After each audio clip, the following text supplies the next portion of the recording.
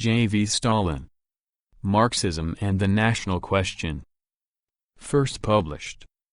Prosveshcheniye, numbers 3-5, March to May 1913. The period of counter-revolution in Russia brought not only thunder and lightning in its train, but also disillusionment in the movement and lack of faith in common forces. As long as people believed in a bright future, they fought side by side irrespective of nationality, common questions first and foremost. But when doubt crept into people's hearts, they began to depart, each to his own national tent. Let every man count only upon himself. The national question first and foremost. At the same time a profound upheaval was taking place in the economic life of the country. The year 1905 had not been in vain. One more blow had been struck at the survivals of serfdom in the countryside. The series of good harvests which succeeded the famine years, and the industrial boom which followed, furthered the progress of capitalism. Class differentiation in the countryside, the growth of the towns, the development of trade and means of communication all took a big stride forward. This applied particularly to the border regions. And it could not but hasten the process of economic consolidation of the nationalities of Russia. They were bound to be stirred into movement. The constitutional regime established at that time also acted in the same direction of awakening the nationalities. The spread of newspapers and of literature generally, a certain freedom of the press and cultural institutions, an increase in the number of national theaters, and so forth, all unquestionably helped to strengthen national sentiments. The Duma, with its election campaign and political groups, gave fresh opportunities for greater activity of the nations and provided a new and wide arena for their mobilization. And the mounting wave of militant nationalism above and the series of repressive measures taken by the powers that be in vengeance on the border regions for their love of freedom, evoked an answering wave of nationalism below, which at times took the form of crude chauvinism. The spread of Zionism among the Jews. Footnote: Zionism, a reactionary nationalist trend of the Jewish bourgeoisie, which had followers along the intellectuals and the more backward sections of the Jewish workers. The Zionists endeavored to isolate the Jewish working class masses from the general struggle of the proletariat. End of footnote. The increase of chauvinism in Poland, pan-Islamism among the Tatars, the spread of nationalism among the Armenians, Georgians and Ukrainians, the general swing of the Philistine towards anti-Semitism, all these are generally known facts. The wave of nationalism swept onwards with increasing force, threatening to engulf the mass of the workers. And the more the movement for emancipation declined, the more plentifully nationalism pushed forth its blossoms. At this difficult time social democracy had a high mission, to resist nationalism and to protect the masses from the general epidemic. For social democracy, and social democracy alone, could do this, by countering nationalism with the tried weapon of internationalism, with the unity and indivisibility of the class struggle.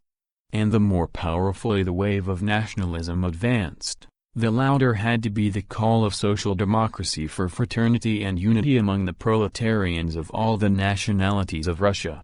And in this connection particular firmness was demanded of the social democrats of the border regions, who came into direct contact with the nationalist movement.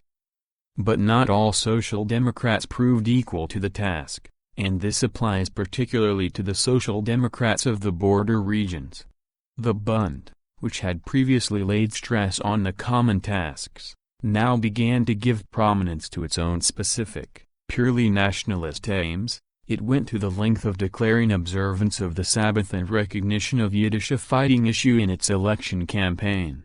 Footnote: see report of the 9th Conference of the Bund. End of footnote. The Bund was followed by the Caucasus, one section of the Caucasian Social Democrats, which, like the rest of the Caucasian Social Democrats, had formerly rejected cultural national autonomy, are now making it an immediate demand. Footnote: See announcement of the August Conference. End of footnote. This is without mentioning the Conference of the Liquidators, which in a diplomatic way gave its sanction to nationalist vacillations. Footnote. See announcement of the August Conference. End of footnote. But from this it follows that the views of Russian social democracy on the national question are not yet clear to all social democrats.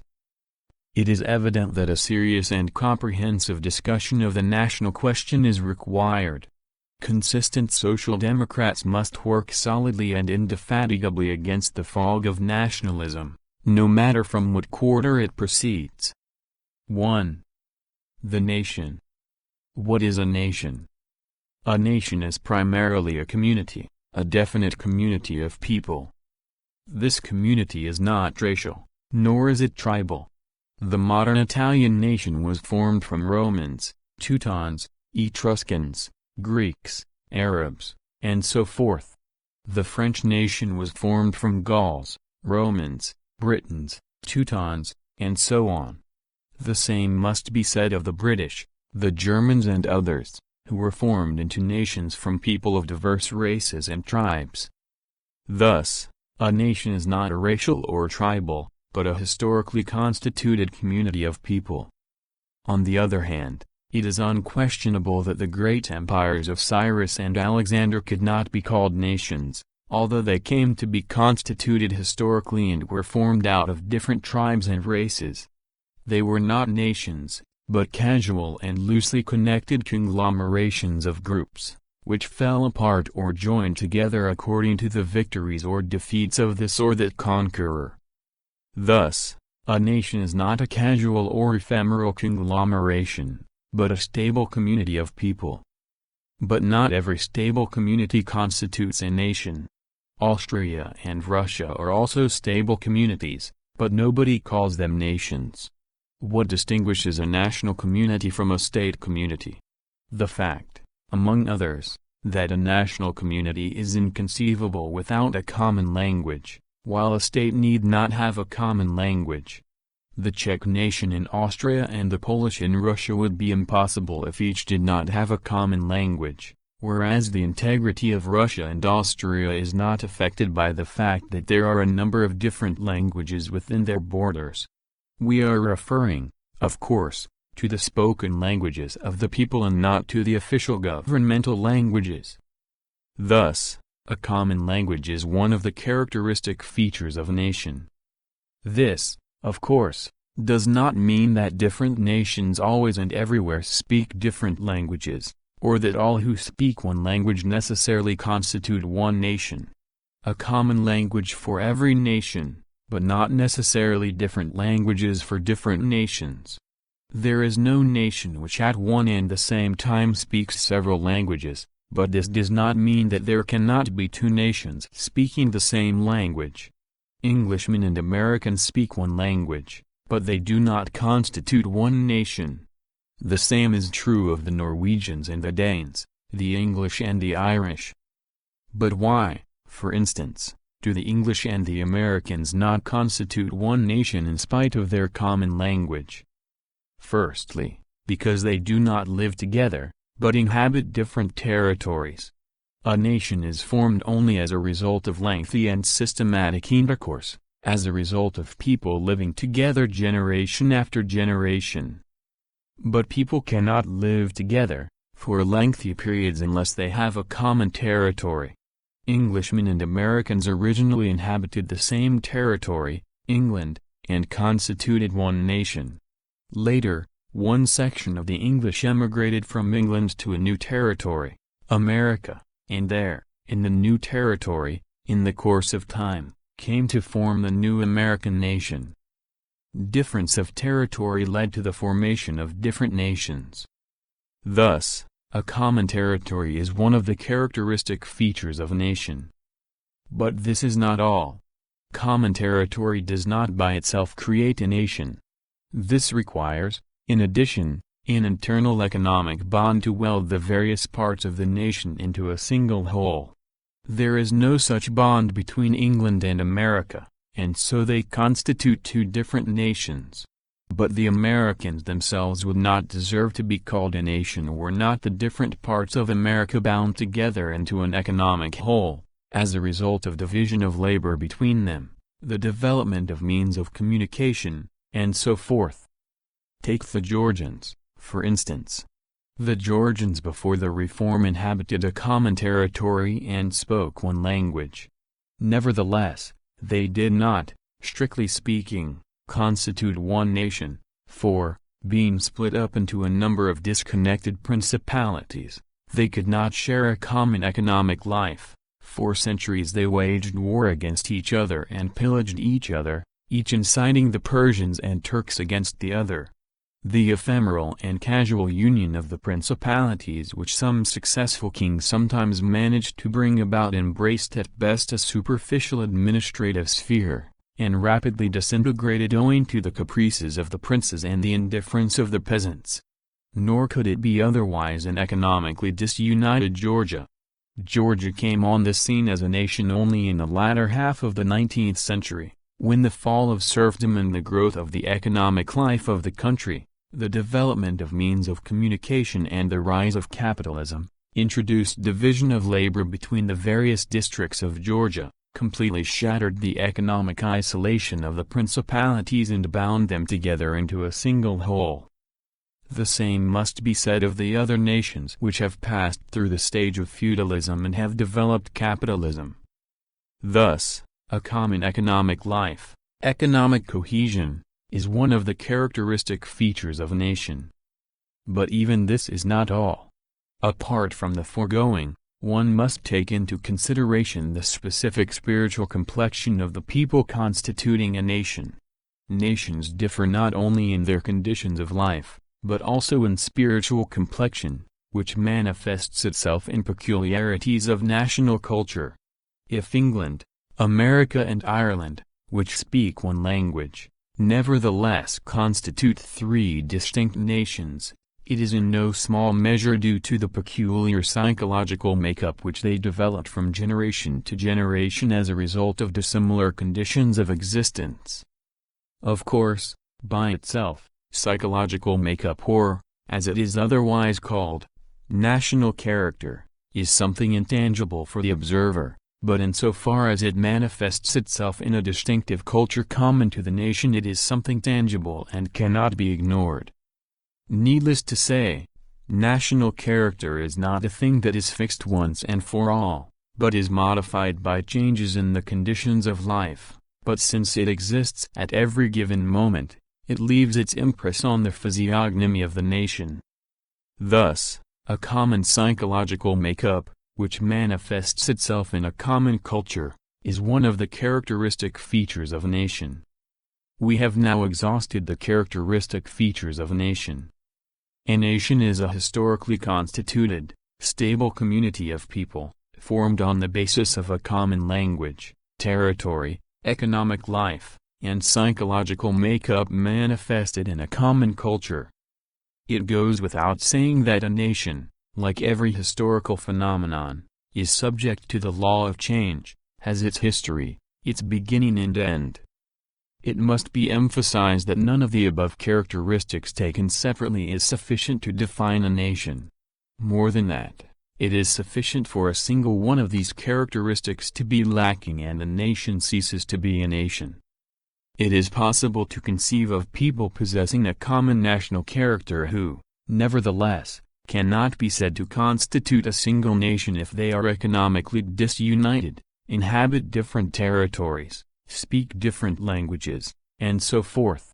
Such, for instance, are the Russian, Galician, American, Georgian and Caucasian Highland Jews, who, in our opinion, do not constitute a single nation.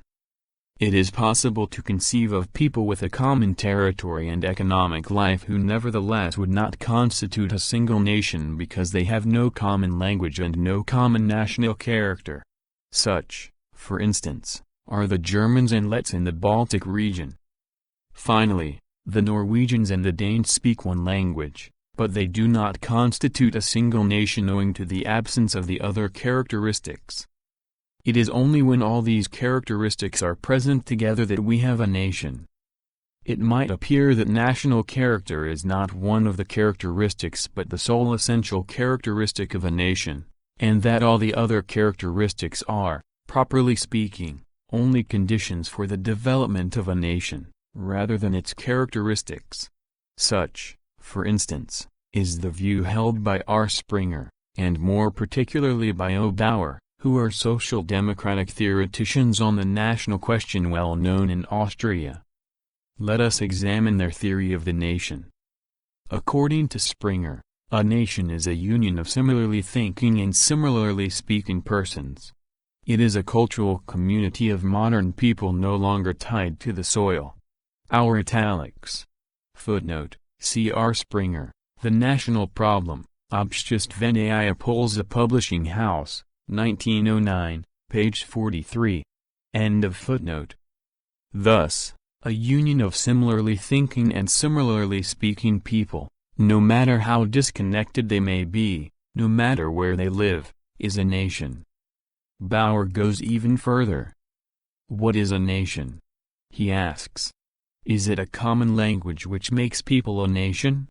But the English and the Irish speak the same language without, however, being one people. The Jews have no common language and yet are a nation. Footnote, C. O. Bauer, The National Question and Social Democracy, Serp Publishing House, 1909. End of footnote. What, then, is a nation? A nation is a relative community of character. But what is character, in this case national character? National character is the sum total of characteristics which distinguish the people of one nationality from the people of another nationality, the complex of physical and spiritual characteristics which distinguish one nation from another. Bauer knows, of course, that national character does not drop from the skies, and he therefore adds, the character of people is determined by nothing so much as by their destiny. A nation is nothing but a community with a common destiny which, in turn, is determined by the conditions under which people produce their means of subsistence and distribute the products of their labor. We thus arrive at the most complete, as Bauer calls it, definition of a nation. A nation is an aggregate of people bound into a community of character by a common destiny. We thus have common national character based on a common destiny, but not necessarily connected with a common territory, language or economic life. But what in that case remains of the nation? What common nationality can there be among people who are economically disconnected, inhabit different territories and from generation to generation speak different languages? Bauer speaks of the Jews as a nation, although they have no common language, but what common destiny and national cohesion is there? For instance, between the Georgian, Dagestanian, Russian and American Jews, who are completely separated from one another, inhabit different territories and speak different languages. The above-mentioned Jews undoubtedly lead their economic and political life in common with the Georgians, Dagestanians, Russians and Americans respectively, and they live in the same cultural atmosphere as these. This is bound to leave a definite impress on their national character. If there is anything common to them left, it is their religion, their common origin and certain relics of the national character. All this is beyond question. But how can it be seriously maintained that petrified religious rites and fading psychological relics affect the destiny of these Jews more powerfully than the living social, economic and cultural environment that surrounds them? And it is only on this assumption that it is possible to speak of the Jews as a single nation at all. What, then, distinguishes Bauer's nation from the mystical and self-sufficient national spirit of the spiritualists? Bauer sets up an impassable barrier between the distinctive feature of nations, national character, and the conditions of their life, divorcing the one from the other. But what is national character if not a reflection of the conditions of life, a coagulation of impressions derived from environment? How can one limit the matter to national character alone, isolating and divorcing it from the soil that gave rise to it? Further, What indeed distinguished the English nation from the American nation at the end of the 18th and the beginning of the 19th centuries, when America was still known as New England? Not national character, of course, for the Americans had originated from England and had brought with them to America not only the English language, but also the English national character, which, of course, they could not lose so soon, although, under the influence of the new conditions, they would naturally be developing their own specific character. Yet, despite their more or less common character, they at that time already constituted a nation distinct from England. Obviously, New England as a nation differed then from England as a nation not by its specific national character, or not so much by its national character, as by its environment and conditions of life, which were distinct from those of England. It is therefore clear that there is in fact no single distinguishing characteristic of a nation. There is only a sum total of characteristics, of which, when nations are compared, sometimes one characteristic, national character, sometimes another, language, or sometimes a third, territory, economic conditions, stands out in sharper relief. A nation constitutes the combination of all these characteristics taken together. Bauer's point of view, which identifies a nation with its national character, divorces the nation from its soil and converts it into an invisible, self-contained force. The result is not a living and active nation, but something mystical, intangible and supernatural. For, I repeat, what sort of nation, for instance, is a Jewish nation which consists of Georgian, Dagestanian, Russian, American and other Jews, the members of which do not understand each other, since they speak different languages, inhabit different parts of the globe, will never see each other, and will never act together, whether in time of peace or in time of war? No, it is not for such paper nations that social democracy draws up its national program. It can reckon only with real nations, which act and move, and therefore insist on being reckoned with. Bauer is obviously confusing nation, which is a historical category, with tribe, which is an ethnographical category. However, Bauer himself apparently feels the weakness of his position. While in the beginning of his book he definitely declares the Jews to be a nation, he corrects himself at the end of the book and states that in general capitalist society makes it impossible for them, the Jews, to continue as a nation, by causing them to assimilate with other nations. The reason, it appears, is that the Jews have no closed territory of settlement, whereas the Czechs, for instance, have such a territory and, according to Bauer, will survive as a nation. In short, the reason lies in the absence of a territory. By arguing thus, Bauer wanted to prove that the Jewish workers cannot demand national autonomy, but he thereby inadvertently refuted his own theory, which denies that a common territory is one of the characteristics of a nation. But Bauer goes further. In the beginning of his book he definitely declares that the Jews have no common language, and yet are a nation. But hardly has he reached page 130 than he effects a change of front and just as definitely declares that unquestionably, no nation is possible without a common language, our italics. Bauer wanted to prove that language is the most important instrument of human intercourse, but at the same time he inadvertently proved something he did not mean to prove, namely, the unsoundness of his own theory of nations, which denies the significance of a common language. Thus this theory, stitched together by idealistic threads, refutes itself. 2. The national movement. A nation is not merely a historical category but a historical category belonging to a definite epoch, the epoch of rising capitalism. The process of elimination of feudalism and development of capitalism is at the same time a process of the constitution of people into nations. Such, for instance, was the case in Western Europe. The British, French, Germans, Italians and others were formed into nations at the time of the victorious advance of capitalism and its triumph over feudal disunity. But the formation of nations in those instances at the same time signified their conversion into independent national states. The British, French and other nations are at the same time British, etc., states. Ireland, which did not participate in this process, does not alter the general picture.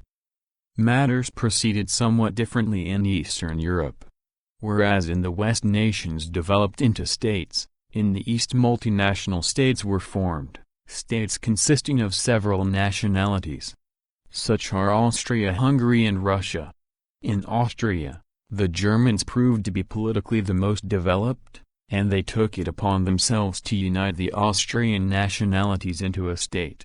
In Hungary, the most adapted for state organization were the Magyars, the core of the Hungarian nationalities, and it was they who united Hungary. In Russia, the uniting of the nationalities was undertaken by the Great Russians, who were headed by a historically formed, powerful and well-organized aristocratic military bureaucracy. That was how matters proceeded in the East. This special method of formation of states could take place only where feudalism had not yet been eliminated, where capitalism was feebly developed, where the nationalities which had been forced into the background had not yet been able to consolidate themselves economically into integral nations. But capitalism also began to develop in the eastern states. Trade and means of communication were developing. Large towns were springing up. The nations were becoming economically consolidated. Capitalism, erupting into the tranquil life of the nationalities which had been pushed into the background, was arousing them and stirring them into action. The development of the press and the theater, the activity of the Reichsrat, Austria, and of the Duma, Russia, were helping to strengthen national sentiments. The intelligentsia that had arisen was being imbued with the national idea and was acting in the same direction. But the nations which had been pushed into the background and had now awakened to independent life, could no longer form themselves into independent national states. They encountered on their path the very powerful resistance of the ruling strata of the dominant nations, which had long ago assumed the control of the state. They were too late. In this way the Czechs, Poles, etc., formed themselves into nations in Austria, the Croats, etc., in Hungary, the Lets, Lithuanians, Ukrainians, Georgians, Armenians, etc., in Russia. What had been an exception in Western Europe, Ireland, became the rule in the East. In the West, Ireland responded to its exceptional position by a national movement.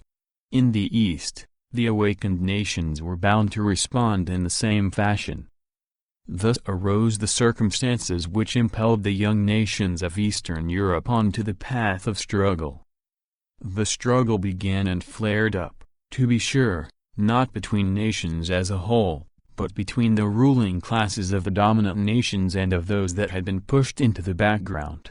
The struggle is usually conducted by the urban petty bourgeoisie of the oppressed nation against the big bourgeoisie of the dominant nation, Czechs and Germans, or by the rural bourgeoisie of the oppressed nation against the landlords of the dominant nation, Ukrainians in Poland, or by the whole national bourgeoisie of the oppressed nations against the ruling nobility of the dominant nation, Poland, Lithuania and the Ukraine in Russia. The bourgeoisie plays the leading role. The chief problem for the young bourgeoisie is the problem of the market. Its aim is to sell its goods and to emerge victorious from competition with the bourgeoisie of a different nationality. Hence its desire to secure its home market. The market is the first school in which the bourgeoisie learns its nationalism. But matters are usually not confined to the market. The semi-feudal, semi-bourgeois bureaucracy of the dominant nation intervenes in the struggle with its own methods of arresting and preventing. The bourgeoisie, whether big or small, of the dominant nation is able to deal more swiftly and decisively with its competitor. Forces are united and a series of restrictive measures is put into operation against the alien bourgeoisie, measures passing into acts of repression. The struggle spreads from the economic sphere to the political sphere. Restriction of freedom of movement, repression of language, restriction of franchise, closing of schools, religious restrictions, and so on, are piled upon the head of the competitor. Of course, such measures are designed not only in the interest of the bourgeois classes of the dominant nation, but also in furtherance of the specifically cast aims, so to speak, of the ruling bureaucracy. But from the point of view of the results achieved, this is quite immaterial. The bourgeois classes and the bureaucracy in this matter go hand in hand, whether it be in Austria-Hungary or in Russia. The bourgeoisie of the oppressed nation, repressed on every hand, is naturally stirred into movement. It appeals to its native folk and begins to shout about the fatherland, claiming that its own cause is the cause of the nation as a whole. It recruits itself an army from among its countrymen in the interests of the fatherland. Nor do the folk always remain unresponsive to its appeals. They rally around its banner. The repression from above affects them too and provokes their discontent. Thus the national movement begins. The strength of the national movement is determined by the degree to which the wide strata of the nation, the proletariat and peasantry, participate in it. Whether the proletariat rallies to the banner of bourgeois nationalism depends on the degree of development of class antagonisms, on the class consciousness and degree of organization of the proletariat. The class-conscious proletariat has its own tried banner, and has no need to rally to the banner of the bourgeoisie. As far as the peasants are concerned, their participation in the national movement depends primarily on the character of the repressions. If the repressions affect the land, as was the case in Ireland, then the mass of the peasants immediately rally to the banner of the national movement. On the other hand, if, for example, there is no serious anti-Russian nationalism in Georgia, it is primarily because there are neither Russian landlords nor a Russian big bourgeoisie there to supply the fuel for such nationalism among the masses. In Georgia there is anti-Armenian nationalism, but this is because there is still an Armenian big bourgeoisie there which, by getting the better of the small and still unconsolidated Georgian bourgeoisie, drives the latter to anti-Armenian nationalism. Depending on these factors, the national movement either assumes a mass character and steadily grows, as in Ireland and Galicia, or is converted into a series of petty collisions, degenerating into squabbles and fights over signboards, as in some of the small towns of Bohemia. The content of the national movement, of course, cannot everywhere be the same. It is wholly determined by the diverse demands made by the movement. In Ireland the movement bears an agrarian character, in Bohemia it bears a language character, in one place the demand is for civil equality and religious freedom, in another for the nation's own officials, or its own diet. The diversity of demands not infrequently reveals the diverse features which characterize a nation in general, language, territory, etc. It is worthy of note that we never meet with a demand based on Bauer's all-embracing national character. And this is natural. National character in itself is something intangible, and, as was correctly remarked by J. Strasser, a politician can't do anything with it. Footnote, see his Der Arbeiter und die Nation, 1912. End of footnote. Such, in general, are the forms and character of the national movement. From what has been said it will be clear that the national struggle under the conditions of rising capitalism is a struggle of the bourgeois classes among themselves. Sometimes the bourgeoisie succeeds in drawing the proletariat into the national movement, and then the national struggle externally assumes a nationwide character. But this is so only externally. In its essence it is always a bourgeois struggle, one that is to the advantage and profit mainly of the bourgeoisie. But it does not by any means follow that the proletariat should not put up a fight against the policy of national oppression. restriction of freedom of movement, disfranchisement, repression of language, closing of schools, and other forms of persecution affect the workers no less, if not more, than the bourgeoisie. Such a state of affairs can only serve to retard the free development of the intellectual forces of the proletariat of subject nations. One cannot speak seriously of a full development of the intellectual faculties of the Tatar or Jewish worker if he is not allowed to use his native language at meetings and lectures, and if his schools are closed down. But the policy of nationalist persecution is dangerous to the cause of the proletariat also on another account. It diverts the attention of large strata from social questions, questions of the class struggle, to national questions, questions common to the proletariat and the bourgeoisie. And this creates a favorable soil for lying propaganda about harmony of interests, for glossing over the class interests of the proletariat and for the intellectual enslavement of the workers. This creates a serious obstacle to the cause of uniting the workers of all nationalities. If a considerable proportion of the Polish workers are still in intellectual bondage to the bourgeois nationalists, if they still stand aloof from the international labor movement, it is chiefly because the age-old anti-Polish policy of the powers that be creates the soil for this bondage and hinders the emancipation of the workers from it. But the policy of persecution does not stop there. It not infrequently passes from a system of oppression to a system of inciting nations against each other, to a system of massacres and pogroms.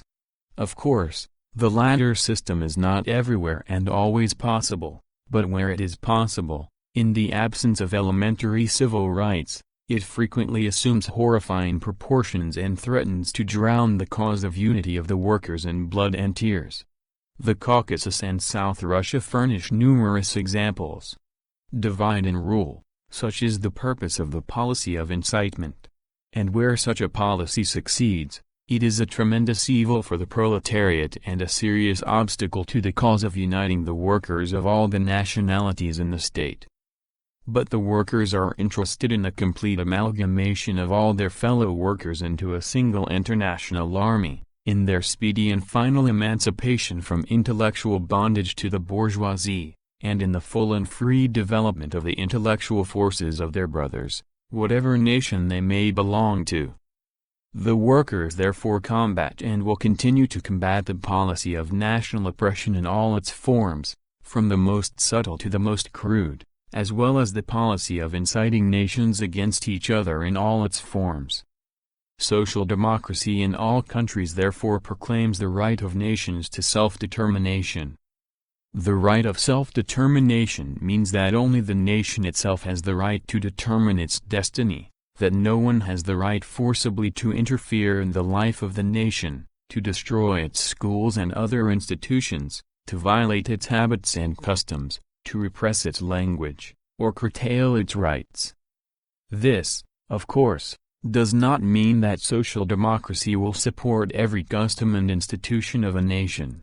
While combating the coercion of any nation, it will uphold only the right of the nation itself to determine its own destiny, at the same time agitating against harmful customs and institutions of the nation in order to enable the toiling strata of the nation to emancipate themselves from them.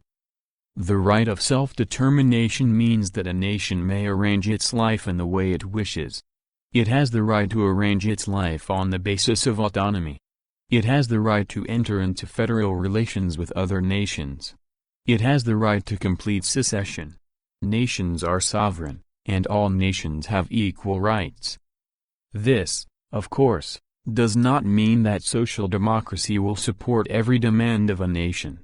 A nation has the right even to return to the old order of things, but this does not mean that social democracy will subscribe to such a decision if taken by some institution of a particular nation. The obligations of social democracy, which defends the interests of the proletariat, and the rights of a nation, which consists of various classes, are two different things. In fighting for the right of nations to self-determination, the aim of social democracy is to put an end to the policy of national oppression, to render it impossible, and thereby to remove the grounds of strife between nations, to take the edge off that strife and reduce it to a minimum. This is what essentially distinguishes the policy of the class-conscious proletariat from the policy of the bourgeoisie, which attempts to aggravate and fan the national struggle and to prolong and sharpen the national movement. And that is why the class-conscious proletariat cannot rally under the national flag of the bourgeoisie. That is why the so-called evolutionary national policy advocated by Bauer cannot become the policy of the proletariat. Bauer's attempt to identify his evolutionary national policy with the policy of the modern working class is an attempt to adapt the class struggle of the workers to the struggle of the nations. The fate of a national movement, which is essentially a bourgeois movement, is naturally bound up with the fate of the bourgeoisie. The final disappearance of a national movement is possible only with the downfall of the bourgeoisie. Only under the reign of socialism can peace be fully established. But even within the framework of capitalism it is possible to reduce the national struggle to a minimum, to undermine it at the root, to render it as harmless as possible to the proletariat. This is borne out, for example, by Switzerland and America. It requires that the country should be democratized and the nations be given the opportunity of free development. 3. Presentation of the question. A nation has the right freely to determine its own destiny. It has the right to arrange its life as it sees fit, without, of course, trampling on the rights of other nations. That is beyond dispute. But how exactly should it arrange its own life? What forms should its future constitution take, if the interests of the majority of the nation and, above all, of the proletariat are to be borne in mind? A nation has the right to arrange its life on autonomous lines. It even has the right to secede. But this does not mean that it should do so under all circumstances, that autonomy, or separation, will everywhere and always be advantageous for a nation, that is, for its majority, that is, for the toiling strata. The Transcaucasian Tatars as a nation may assemble, let us say, in their diet and, succumbing to the influence of their beys and mullahs, decide to restore the old order of things and to secede from the state. According to the meaning of the clause on self-determination they are fully entitled to do so. But will this be in the interest of the toiling strata of the Tatar nation? Can social democracy look on indifferently when the beys and mullahs assume the leadership of the masses in the solution of the national question? Should not social democracy interfere in the matter and influence the will of the nation in a definite way? Should it not come forward with a definite plan for the solution of the question, a plan which would be most advantageous for the Tatar masses? But what solution would be most compatible with the interests of the toiling masses? Autonomy, federation or separation? All these are problems the solution of which will depend on the concrete historical conditions in which the given nation finds itself. More than that, conditions, like everything else, change, and a decision which is correct at one particular time may prove to be entirely unsuitable at another. In the middle of the 19th century Marx was in favor of the secession of Russian Poland, and he was right. For it was then a question of emancipating a higher culture from a lower culture that was destroying it. And the question at that time was not only a theoretical one, an academic question, but a practical one, a question of actual reality. At the end of the 19th century the Polish Marxists were already declaring against the secession of Poland, and they too were right, for during the 50 years that had elapsed profound changes had taken place, bringing Russia and Poland closer economically and culturally. Moreover, during that period the question of secession had been converted from a practical matter into a matter of academic dispute, which excited nobody except perhaps intellectuals abroad. This, of course, by no means precludes the possibility that certain internal and external conditions may arise in which the question of the secession of Poland may again come on the order of the day. The solution of the national question is possible only in connection with the historical conditions taken in their development. The economic, political and cultural conditions of a given nation constitute the only key to the question how a particular nation ought to arrange its life and what forms its future constitution ought to take. It is possible that a specific solution of the question will be required for each nation. If the dialectical approach to a question is required anywhere, it is required here, in the national question. In view of this, we must declare our decided opposition to a certain very widespread, but very summary manner of solving the national question, which owes its inception to the Bund. We have in mind the easy method of referring to Austrian and South Slav social democracy, which has supposedly already solved the national question and whose solution the Russian Social Democrats should simply borrow. Footnote: South Slav social democracy operates in the southern part of Austria. End of footnote. It is assumed that whatever, say, is right for Austria is also right for Russia. The most important and decisive factor is lost sight of here, namely, the concrete historical conditions in Russia as a whole and in the life of each of the nations inhabiting Russia in particular. Listen, for example, to what the well-known Bundist, V. Kosovsky, says. When at the Fourth Congress of the Bund the principles of the question, i.e., the national question, J. Stalin, were discussed, the proposal made by one of the members of the Congress to settle the question in the spirit of the resolution of the South Slav Social Democratic Party met with general approval. Footnote: C. V. Kosovsky, Problems of Nationality, 1907. End of footnote. And the result was that the Congress unanimously adopted national autonomy. And that was all. No analysis of the actual conditions in Russia, no investigation of the condition of the Jews in Russia. They first borrowed the solution of the South Slav Social Democratic Party, then they approved it, and finally they unanimously adopted it. This is the way the Bundists present and solve the national question in Russia. As a matter of fact, Austria and Russia represent entirely different conditions. This explains why the Social Democrats in Austria, when they adopted their national program at Brunn, 1899.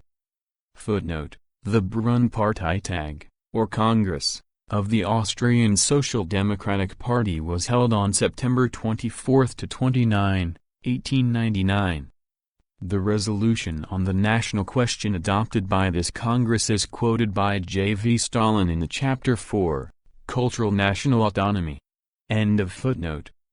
In the spirit of the resolution of the South Slav Social Democratic Party, with certain insignificant amendments, it is true, approached the question in an entirely non-Russian way, so to speak, and, of course, solved it in a non-Russian way. First, as to the presentation of the question. How is the question presented by the Austrian theoreticians of cultural national autonomy, the interpreters of the Brunn national program and the resolution of the South Slav Social Democratic Party, Springer and Bauer?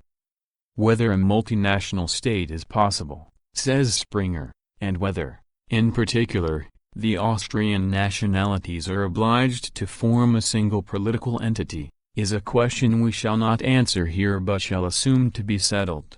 For anyone who will not concede this possibility and necessity, our investigation will, of course, be purposeless. Our theme is as follows: inasmuch as these nations are obliged to live together, what legal forms will enable them to live together in the best possible way? Springer's italics. Footnote: see Springer, The National Problem. End of footnote. Thus, the starting point is the state integrity of Austria. Bauer says the same thing. We therefore start from the assumption that the Austrian nations will remain in the same state union in which they exist at present and inquire how the nations within this union will arrange their relations among themselves and to the state. Here again the first thing is the integrity of Austria. Can Russian social democracy present the question in this way? No, it cannot. And it cannot because from the very outset it holds the view of the right of nations to self-determination, by virtue of which a nation has the right of secession.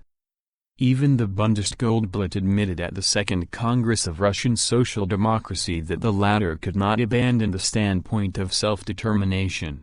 Here is what Goldblatt said on that occasion. Nothing can be said against the right of self-determination. If any nation is striving for independence, we must not oppose it. If Poland does not wish to enter into lawful wedlock with Russia, it is not for us to interfere with her. All this is true. But it follows that the starting points of the Austrian and Russian Social Democrats, far from being identical, are diametrically opposite. After this, can there be any question of borrowing the national program of the Austrians? Furthermore, the Austrians hope to achieve the freedom of nationalities by means of petty reforms, by slow steps. While they propose cultural national autonomy as a practical measure, they do not count on any radical change, on a democratic movement for liberation, which they do not even contemplate. The Russian Marxists, on the other hand, associate the freedom of nationalities with a probable radical change, with a democratic movement for liberation, having no grounds for counting on reforms. And this essentially alters matters in regard to the probable fate of the nations of Russia. Of course, says Bauer, there is little probability that national autonomy will be the result of a great decision, of a bold action. Austria will develop towards national autonomy step, by a slow process of development, in the course of a severe struggle, as a consequence of which legislation and administration will be in a state of chronic paralysis. The new constitution will not be created by a great legislative act, but by a multitude of separate enactments for individual provinces and individual communities. Springer says the same thing. I am very well aware, he writes, that institutions of this kind, that is, organs of national autonomy, J. Stalin, are not created in a single year or a single decade. The reorganization of the Prussian administration alone took considerable time. It took the Prussians 2 decades finally to establish their basic administrative institutions. Let nobody think that I harbor any illusions as to the time required and the difficulties to be overcome in Austria. All this is very definite. But can the Russian Marxists avoid associating the national question with bold actions? Can they count on partial reforms, on a multitude of separate enactments as a means for achieving the freedom of nationalities? But if they cannot and must not do so, is it not clear that the methods of struggle of the Austrians and the Russians and their prospects must be entirely different? How in such a state of affairs can they confine themselves to the one-sided, milk-and-water cultural national autonomy of the Austrians? One or the other, either those who are in favor of borrowing do not count on bold actions in Russia, or they do count on such actions but know not what they do. Finally, the immediate tasks facing Russia and Austria are entirely different and consequently dictate different methods of solving the national question. In Austria parliamentarism prevails, and under present conditions no development in Austria is possible without parliament. But parliamentary life and legislation in Austria are frequently brought to a complete standstill by severe conflicts between the national parties. That explains the chronic political crisis from which Austria has for a long time been suffering. Hence, in Austria the national question is the very hub of political life, it is the vital question.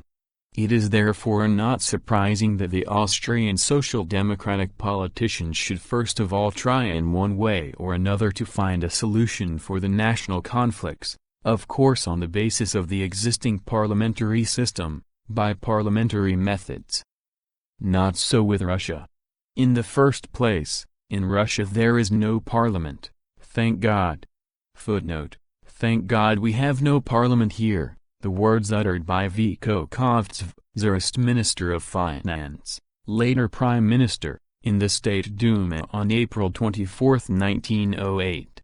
End of footnote. In the second place, and this is the main point, The hub of the political life of Russia is not the national but the agrarian question.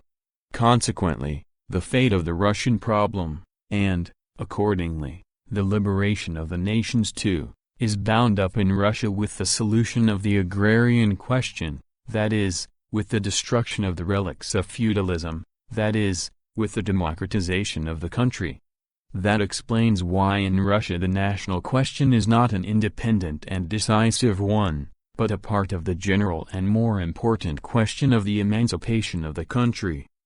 The barrenness of the Austrian parliament, writes Springer, is due precisely to the fact that every reform gives rise to antagonisms within the national parties which may affect their unity. The leaders of the parties, therefore, avoid everything that smacks of reform. Progress in Austria is generally conceivable only if the nations are granted indefeasible legal rights which will relieve them of the necessity of constantly maintaining national militant groups in parliament and will enable them to turn their attention to the solution of economic and social problems. Bauer says the same thing. National peace is indispensable first of all for the state. The state cannot permit legislation to be brought to a standstill by the very stupid question of language or by every quarrel between excited people on a linguistic frontier, or over every new school. All this is clear. But it is no less clear that the national question in Russia is on an entirely different plane. It is not the national, but the agrarian question, that decides the fate of progress in Russia. The national question is a subordinate one. And so we have different presentations of the question, different prospects and methods of struggle, different immediate tasks. Is it not clear that, such being the state of affairs, only pedants who solve the national question without reference to space and time can think of adopting examples from Austria and of borrowing a program? To repeat, the concrete historical conditions as the starting point, and the dialectical presentation of the question as the only correct way of presenting it, such is the key to solving the national question. 4. Cultural national autonomy. We spoke above of the formal aspect of the Austrian national program and of the methodological grounds which make it impossible for the Russian Marxists simply to adopt the example of Austrian social democracy and make the latter's program their own. Let us now examine the essence of the program itself. What then is the national program of the Austrian Social Democrats? It is expressed in two words: cultural national autonomy. This means, firstly, that autonomy would be granted, let us say, not to Bohemia or Poland, which are inhabited mainly by Czechs and Poles, but to Czechs and Poles generally, irrespective of territory, no matter what part of Austria they inhabit. That is why this autonomy is called national and not territorial. It means, secondly, that the Czechs, Poles, Germans, and so on, scattered over the various parts of Austria, taken personally, as individuals, are to be organized into integral nations, and are as such to form part of the Austrian state. In this way Austria would represent not a union of autonomous regions, but a union of autonomous nationalities, constituted irrespective of territory. It means, thirdly, that the national institutions which are to be created for this purpose for the Poles, Czechs, and so forth, are to have jurisdiction only over cultural, not political questions. Specifically political questions would be reserved for the Austrian parliament, the Reichsrat. That is why this autonomy is also called cultural national autonomy. And here is the text of the program adopted by the Austrian Social Democratic Party at the Bonn Congress in 1899. Footnote: the representatives of the South Slav Social Democratic Party also voted for it. See discussion of the national question at the Bonn Congress, 1906. End of footnote. Having referred to the fact that national dissension in Austria is hindering political progress, that the final solution of the national question is primarily a cultural necessity, and that the solution is possible only in a genuinely democratic society, Constructed on the basis of universal, direct and equal suffrage, the program goes on to say, the preservation and development of the national peculiarities of the peoples of Austria is possible only on the basis of equal rights and by avoiding all oppression. Footnote: in Emponin's Russian translation, see his translation of Bauer's book, National Individualities is given in place of national peculiarities. Emponin translated this passage incorrectly. The word individuality is not in the German text, which speaks of nationalen Eigenart, that is, peculiarities, which is far from being the same thing. End of footnote. Hence, all bureaucratic state centralism and the feudal privileges of individual provinces must first of all be rejected. Under these conditions, and only under these conditions, will it be possible to establish national order in Austria in place of national dissension, namely, on the following principles. 1. Austria must be transformed into a democratic state federation of nationalities. 2. The historical crown provinces must be replaced by nationally delimited self-governing corporations, in each of which legislation and administration shall be entrusted to national parliaments elected on the basis of universal, direct and equal suffrage. 3. All the self-governing regions of one and the same nation must jointly form a single national union, which shall manage its national affairs on an absolutely autonomous basis. 4. The rights of national minorities must be guaranteed by a special law passed by the Imperial Parliament. The program ends with an appeal for the solidarity of all the nations of Austria. Footnote: Verhandlungen des Gesamtparteitages in Brunn, 1899. End of footnote. It is not difficult to see that this program retains certain traces of territorialism, but that in general it gives a formulation of national autonomy.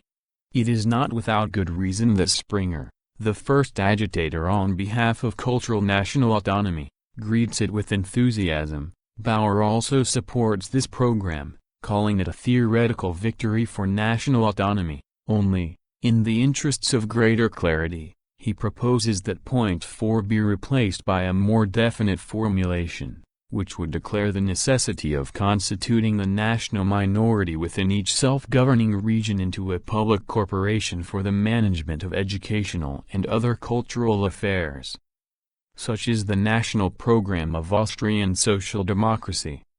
Let us examine its scientific foundations. Let us see how the Austrian Social Democratic Party justifies the cultural national autonomy it advocates. Let us turn to the theoreticians of cultural national autonomy, Springer and Bauer. The starting point of national autonomy is the conception of a nation as a union of individuals without regard to a definite territory. Nationality, according to Springer, is not essentially connected with territory. Nations are autonomous unions of persons. Bauer also speaks of a nation as a community of persons which does not enjoy exclusive sovereignty in any particular region. But the persons constituting a nation do not always live in one compact mass, they are frequently divided into groups, and in that form are interspersed among alien national organisms. It is capitalism which drives them into various regions and cities in search of a livelihood. But when they enter foreign national territories and there form minorities, these groups are made to suffer by the local national majorities in the way of restrictions on their language, schools, etc. Hence national conflicts. Hence the unsuitability of territorial autonomy. The only solution to such a situation, according to Springer and Bauer, is to organize the minorities of the given nationality dispersed over various parts of the state into a single, general, interclass national union. Such a union alone, in their opinion, can protect the cultural interests of national minorities, and it alone is capable of putting an end to national discord. Hence the necessity, says Springer, to organize the nationalities, to invest them with rights and responsibilities. Of course, a law is easily drafted, but will it be effective? If one wants to make a law for nations, one must first create the nations.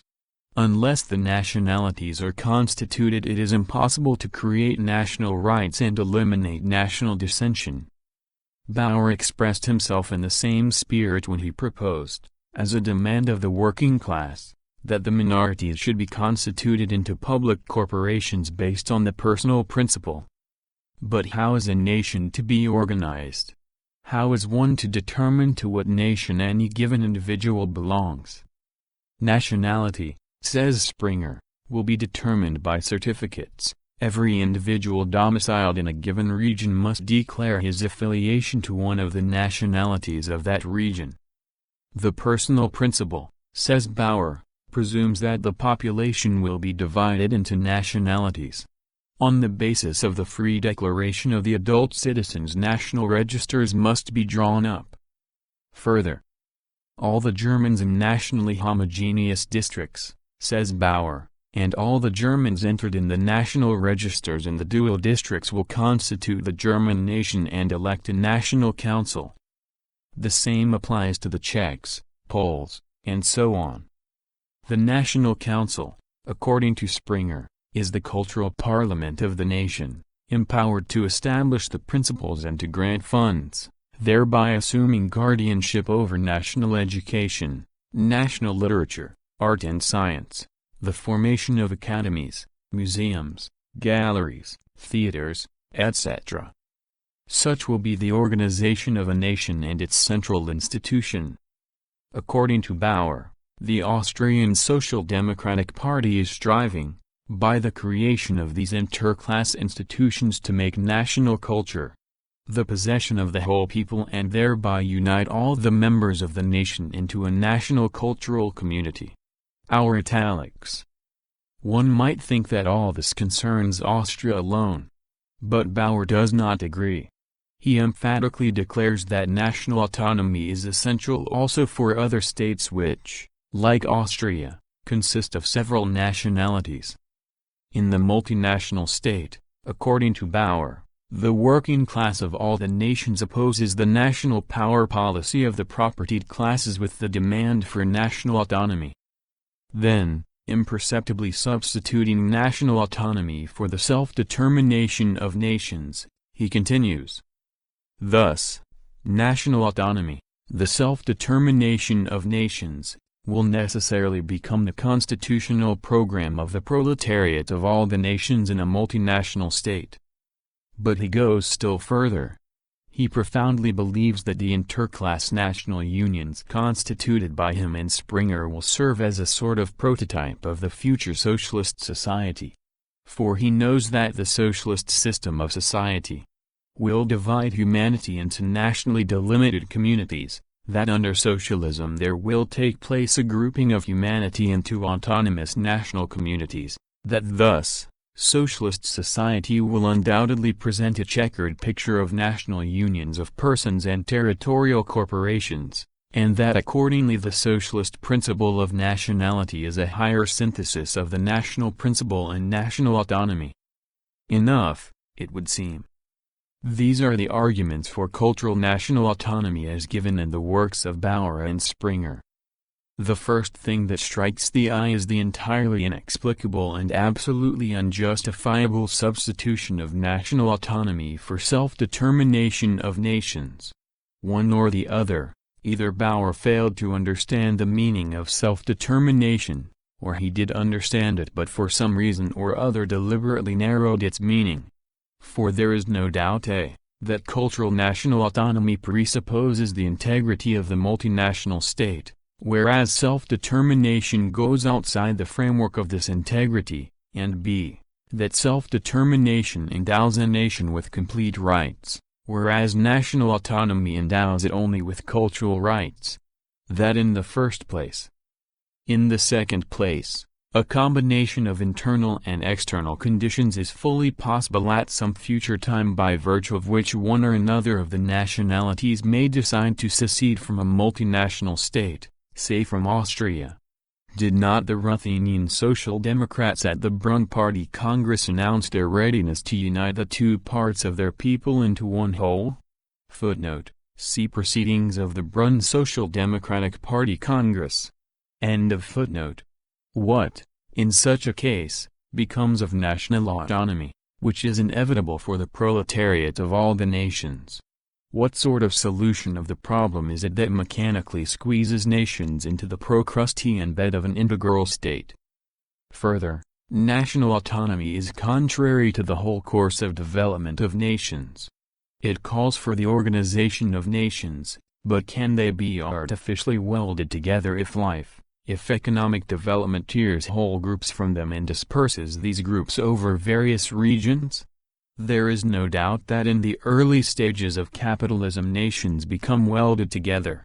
But there is also no doubt that in the higher stages of capitalism a process of dispersion of nations sets in, a process whereby a whole number of groups separate off from the nations, going off in search of a livelihood and subsequently settling permanently in other regions of the state. In the course of this these settlers lose their old connections and acquire new ones in their new domicile, and from generation to generation acquire new habits and new tastes, and possibly a new language.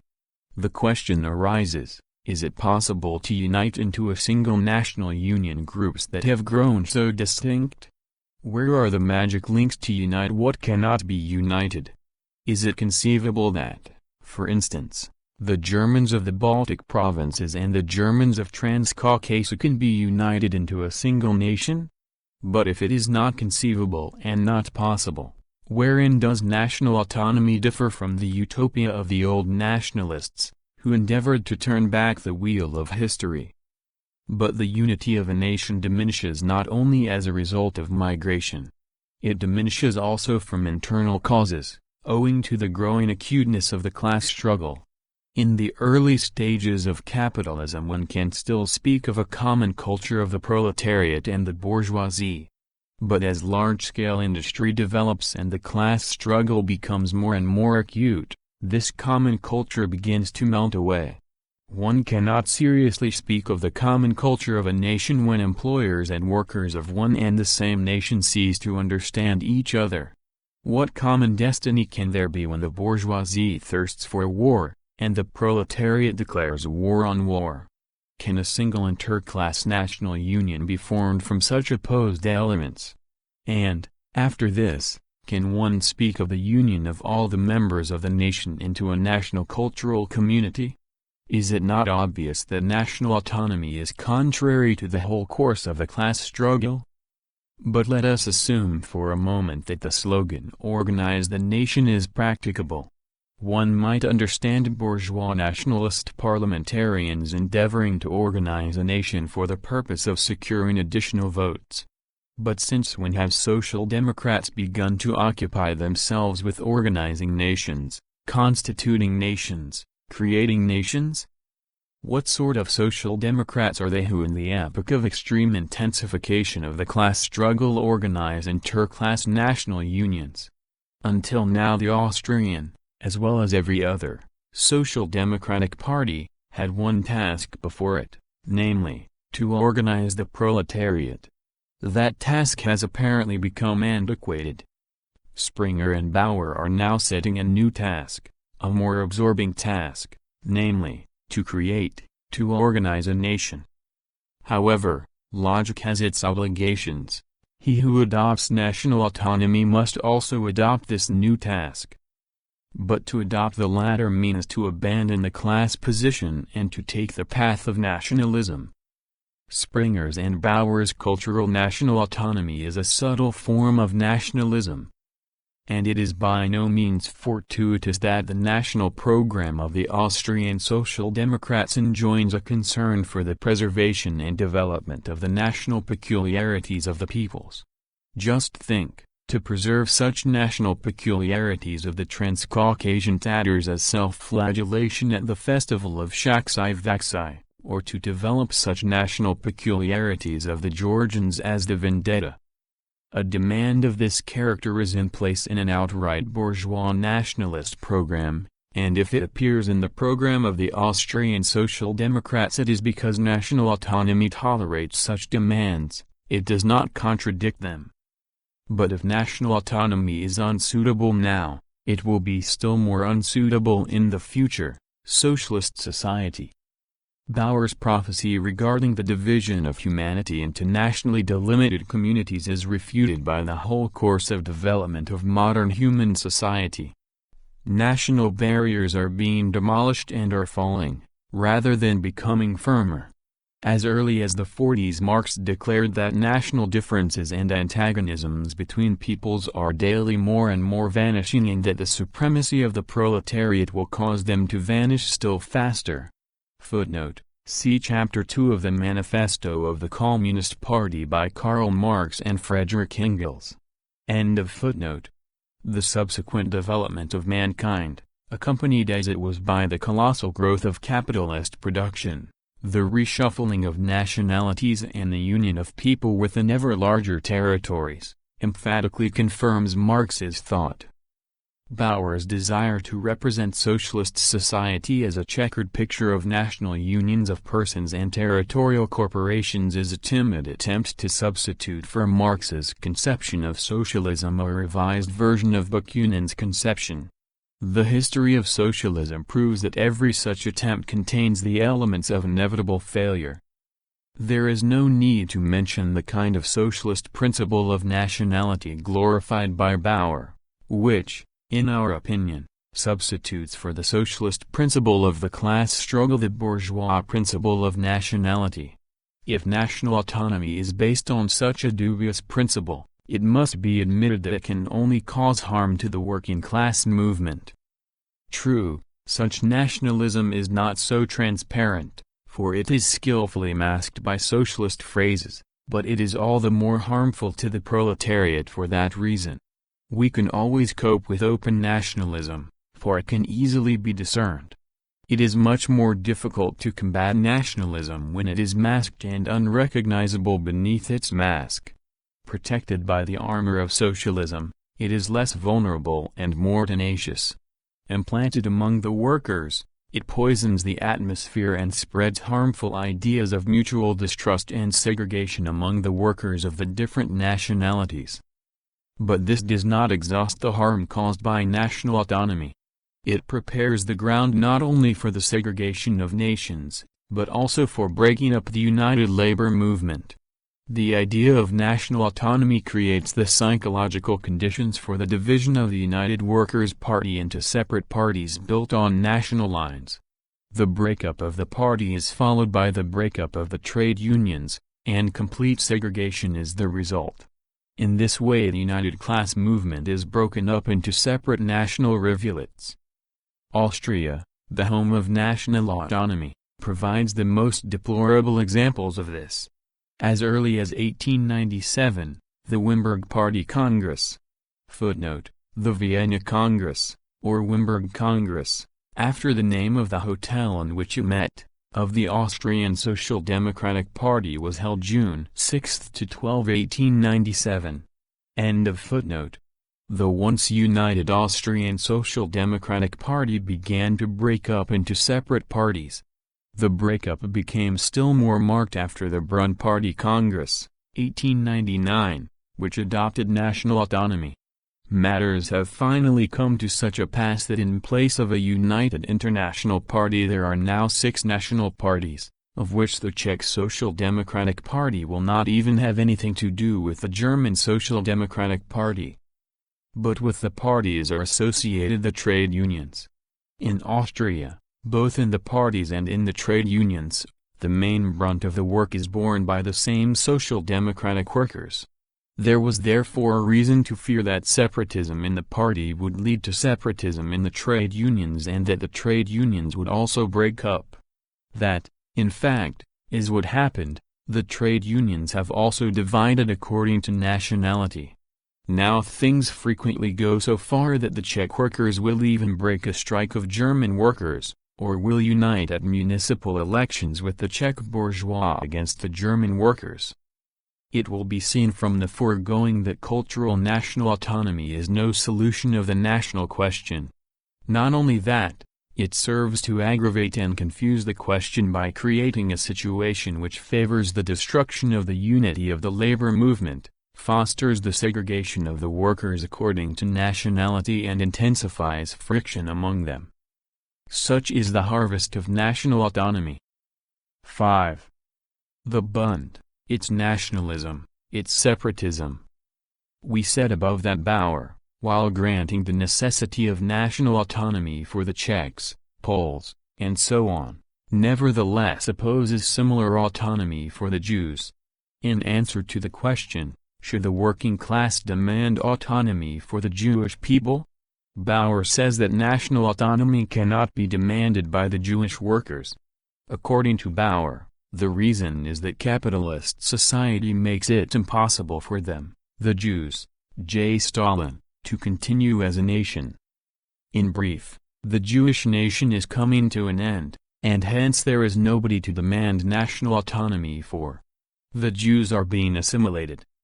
This view of the fate of the Jews as a nation is not a new one. It was expressed by Marx as early as the 40s. Footnote C.K. Marx, The Jewish Question, 1906. End of footnote. In reference chiefly to the German Jews. Footnote. The reference is to an article by Karl Marx entitled Zur Judenfrage, The Jewish Question, published in 1844 in the Deutsche Französische Bücher. End of footnote. It was repeated by Kautsky in 1903, in reference to the Russian Jews. Footnote. C.K. Kautsky, The Kishinev Pogrom and the Jewish Question, 1903. End of footnote. It is now being repeated by Bauer in reference to the Austrian Jews, with the difference, however, that he denies not the present but the future of the Jewish nation. Bauer explains the impossibility of preserving the existence of the Jews as a nation by the fact that the Jews have no closed territory of settlement. This explanation, in the main a correct one, does not however express the whole truth. The fact of the matter is primarily that among the Jews there is no large and stable stratum connected with the land, which would naturally rivet the nation together, serving not only as its framework but also as a national market. Of the 5 or 6 million Russian Jews, only 3 to 4% are connected with agriculture in any way. The remaining 96% are employed in trade, industry, in urban institutions, and in general are town dwellers. Moreover, they are spread all over Russia and do not constitute a majority in a single gubernia. Thus, interspersed as national minorities in areas inhabited by other nationalities, the Jews as a rule serve foreign nations as manufacturers and traders and as members of the liberal professions, naturally adapting themselves to the foreign nations in respect to language and so forth. All this, taken together with the increasing reshuffling of nationalities characteristic of developed forms of capitalism, leads to the assimilation of the Jews. The abolition of the Pale of Settlement would only serve to hasten this process of assimilation. The question of national autonomy for the Russian Jews consequently assumes a somewhat curious character. Autonomy is being proposed for a nation whose future is denied and whose existence has still to be proved. Nevertheless, this was the curious and shaky position taken up by the Bund when at its 6th Congress, 1905, it adopted a national program on the lines of national autonomy. Two circumstances impelled the Bund to take this step. The first circumstance is the existence of the Bund as an organization of Jewish, and only Jewish, social democratic workers. Even before 1897 the social democratic groups active among the Jewish workers set themselves the aim of creating a special Jewish workers' organization. Footnote, see Forms of the National Movement, etc., edited by Kastiliansky. End of footnote. They founded such an organization in 1897 by uniting to form the Bund. That was at a time when Russian social democracy as an integral body virtually did not yet exist. The Bund steadily grew and spread, and stood out more and more vividly against the background of the bleak days of Russian social democracy. Then came the 1900s. A mass labor movement came into being. Polish social democracy grew and drew the Jewish workers into the mass struggle. Russian social democracy grew and attracted the Bund workers. Lacking a territorial basis, the national framework of the Bund became too restrictive. The Bund was faced with the problem of either merging with the general international tide, or of upholding its independent existence as an extraterritorial organization. The Bund chose the latter course. Thus grew up the theory that the Bund is the sole representative of the Jewish proletariat. But to justify this strange theory in any simple way became impossible. Some kind of foundation on principle, some justification on principle, was needed. Cultural national autonomy provided such a foundation. The Bund seized upon it, borrowing it from the Austrian Social Democrats. If the Austrians had not had such a program, the Bund would have invented it in order to justify its independent existence on principle. Thus, after a timid attempt in 1901, the Fourth Congress, the Bund definitely adopted a national program in 1905, the Sixth Congress.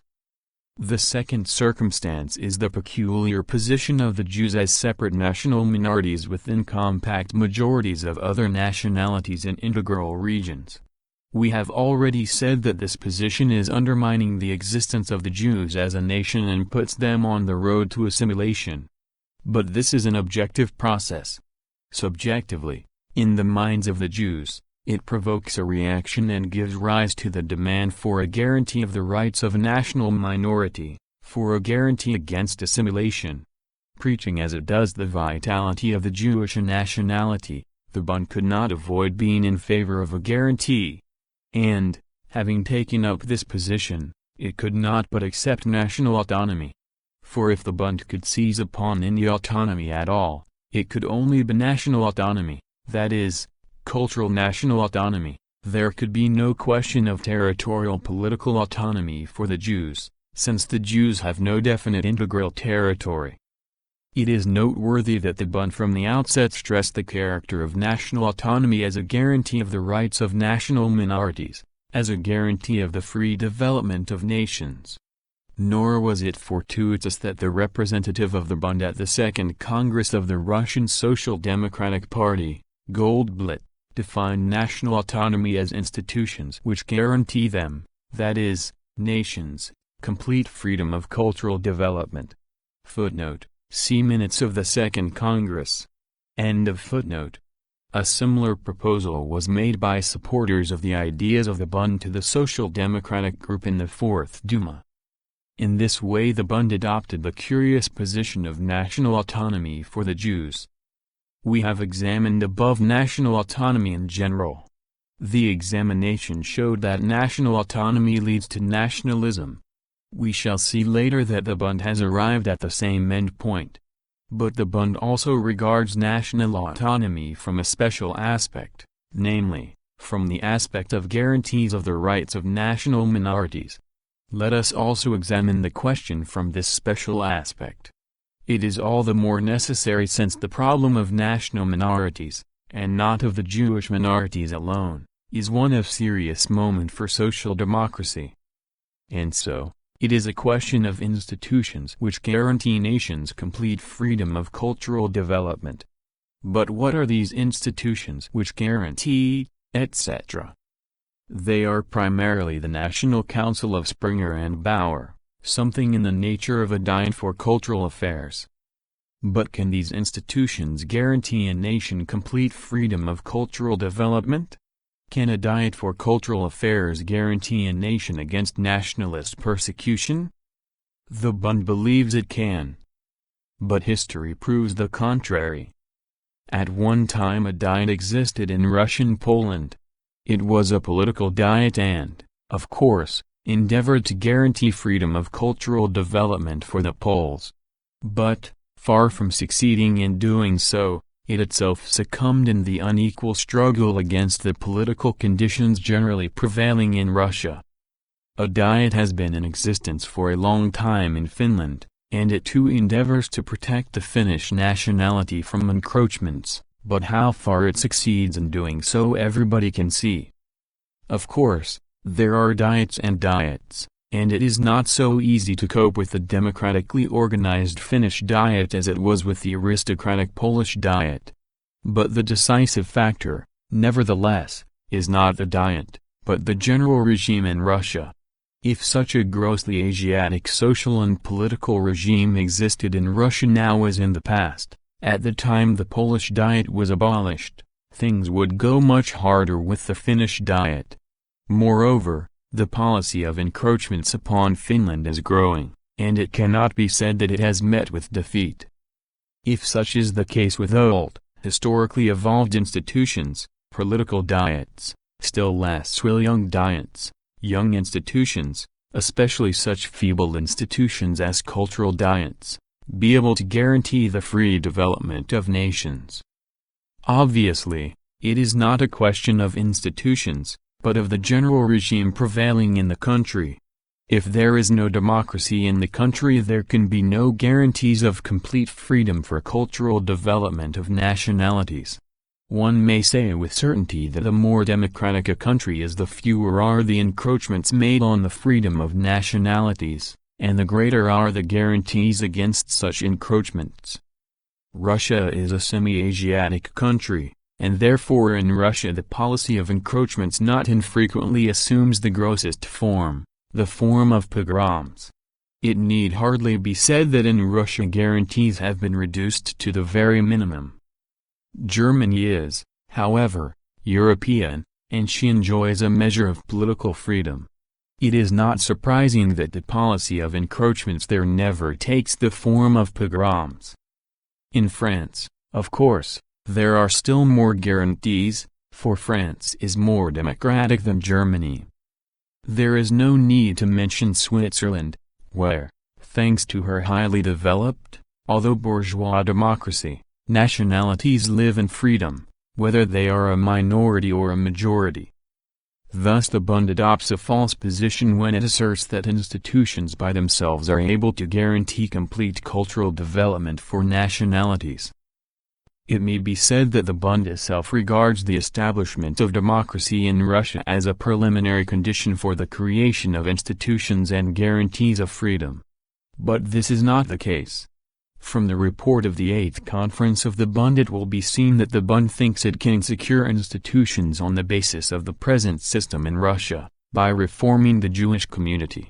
Footnote: the 8th Congress of the Bund was held in September 1910 in Lvov. End of footnote. The community, one of the leaders of the Bund said at this conference, may become the nucleus of future cultural national autonomy. Cultural national autonomy is a form of self-service on the part of nations, a form of satisfying national needs. The community form conceals within itself a similar content. They are links in the same chain, stages in the same evolution. Footnote: Report of the 8th Conference of the Bund, 1911, page 62. End of footnote. On this basis, the conference decided that it was necessary to strive for reforming the Jewish community and transforming it by legislative means into a secular institution, democratically organized. It is evident that the Bund considers as the condition and guarantee not the democratization of Russia, but some future secular institution of the Jews, obtained by reforming the Jewish community, so to speak, by legislative means, through the Duma. But we have already seen that institutions in themselves cannot serve as guarantees if the regime in the state generally is not a democratic one. But what, it may be asked, will be the position under a future democratic system? Will not special cultural institutions which guarantee, etc., be required even under democracy? What is the position in this respect in democratic Switzerland, for example? Are there special cultural institutions in Switzerland on the pattern of Springer's National Council? No, there are not. But do not the cultural interests of, for instance, the Italians, who constitute a minority there, suffer for that reason? One does not seem to hear that they do. And that is quite natural. In Switzerland all special cultural institutions, which supposedly guarantee, etc., are rendered superfluous by democracy. And so, impotent in the present and superfluous in the future. Such are the institutions of cultural national autonomy, and such is national autonomy. But it becomes still more harmful when it is thrust upon a nation whose existence and future are open to doubt. In such cases the advocates of national autonomy are obliged to protect and preserve all the peculiar features of the nation, the bad as well as the good, just for the sake of saving the nation from assimilation, just for the sake of preserving it. That the Bund should take this dangerous path was inevitable. And it did take it. We are referring to the resolutions of recent conferences of the Bund on the question of the Sabbath, Yiddish, etc. Social democracy strives to secure for all nations the right to use their own language. But that does not satisfy the Bund. It demands that the rights of the Jewish language be championed with exceptional persistence. And the Bund itself in the elections to the Fourth Duma declared that it would give preference to those of them, that is, electors, who undertake to defend the rights of the Jewish language. Not the general right of all nations to use their own language, but the particular right of the Jewish language, Yiddish. Let the workers of the various nationalities fight primarily for their own language, the Jews for Jewish, the Georgians for Georgian, and so forth. The struggle for the general right of all nations is a secondary matter. You do not have to recognize the right of all oppressed nationalities to use their own language, but if you have recognized the right of Yiddish, know that the Bund will vote for you, the Bund will prefer you. But in what way then does the Bund differ from the bourgeois nationalists? Social democracy strives to secure the establishment of a compulsory weekly rest day. But that does not satisfy the Bund. It demands that by legislative means the Jewish proletariat should be guaranteed the right to observe their Sabbath and be relieved of the obligation to observe another day. It is to be expected that the Bund will take another step forward and demand the right to observe all the ancient Hebrew holidays. And if, to the misfortune of the Bund, the Jewish workers have discarded religious prejudices and do not want to observe these holidays, the Bund with its agitation for the right to the Sabbath, will remind them of the Sabbath. It will, so to speak, cultivate among them the Sabbatarian spirit. Quite comprehensible, therefore, are the passionate speeches delivered at the 8th Conference of the Bund demanding Jewish hospitals, a demand that was based on the argument that a patient feels more at home among his own people, that the Jewish worker will not feel at ease among Polish workers, but will feel at ease among Jewish shopkeepers. Preservation of everything Jewish, conservation of all the national peculiarities of the Jews, even those that are patently harmful to the proletariat, isolation of the Jews from everything non-Jewish, even the establishment of special hospitals, that is the level to which the Bund has sunk. Comrade Plekhanov was right 1,000 times over when he said that the Bund is adapting socialism to nationalism. Of course, V. Kosovsky and Bundists like him may denounce Plekhanov as a demagogue. Footnote, see Nasha's Area, number 9-10, 1912, page 120. Also, in an article entitled Another Splitters Conference, published in the newspaper Zapartu, October 2, New Style 15th, 1912, G. V. Plekhanov condemned the August conference of the liquidators and described the stand of the Bundists and Caucasian Social Democrats as an adaptation of socialism to nationalism. Kosovsky, leader of the Bundists, criticized Plekhanov in a letter to the liquidators magazine Nasha's Area. End of footnote. A waper will put up with anything that is written on it. But those who are familiar with the activities of the Bund will easily realize that these brave fellows are simply afraid to tell the truth about themselves and are hiding behind strong language about demagogy. But since it holds such a position on the national question, the Bund was naturally obliged, in the matter of organization also, to take the path of segregating the Jewish workers, the path of formation of national kuryun within social democracy. Such is the logic of national autonomy. And, in fact, The Bund did pass from the theory of sole representation to the theory of national demarcation of workers. The Bund demands that Russian social democracy should in its organizational structure introduce demarcation according to nationalities. From demarcation it made a step forward to the theory of segregation. It is not for nothing that speeches were made at the 8th Conference of the Bund declaring that national existence lies in segregation.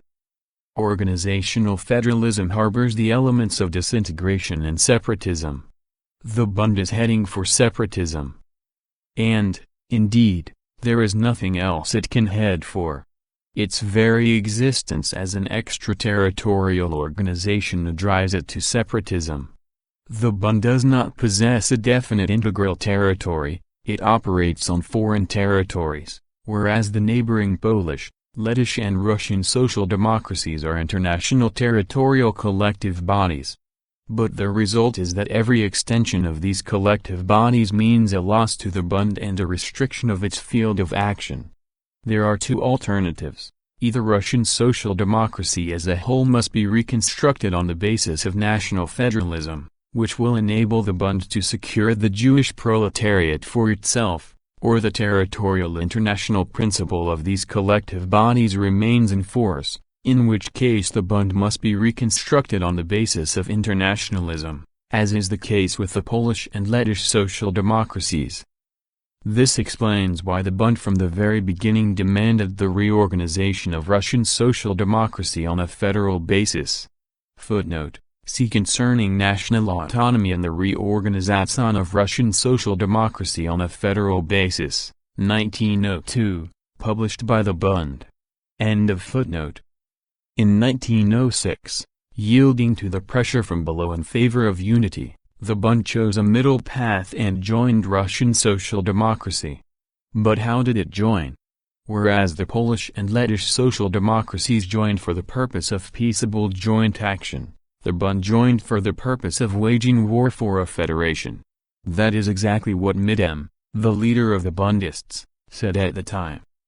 We are joining not for the sake of an idol, but in order to fight. There is no idol, and only Manilovs could hope for one in the near future. The Bund must join the party armed from head to foot. Footnote: Nash Slovo, No. 3, Vilno, 1906, page 24. End of footnote. It would be wrong to regard this as an expression of evil intent on Midem's part. It is not a matter of evil intent, but of the peculiar position of the Bund, which compels it to fight Russian social democracy, which is built on the basis of internationalism. And in fighting it the Bund naturally violated the interests of unity. Finally, matters went so far that the Bund formally broke with Russian social democracy, violating its statutes, and in the elections to the Fourth Duma joining forces with the Polish nationalists against the Polish Social Democrats.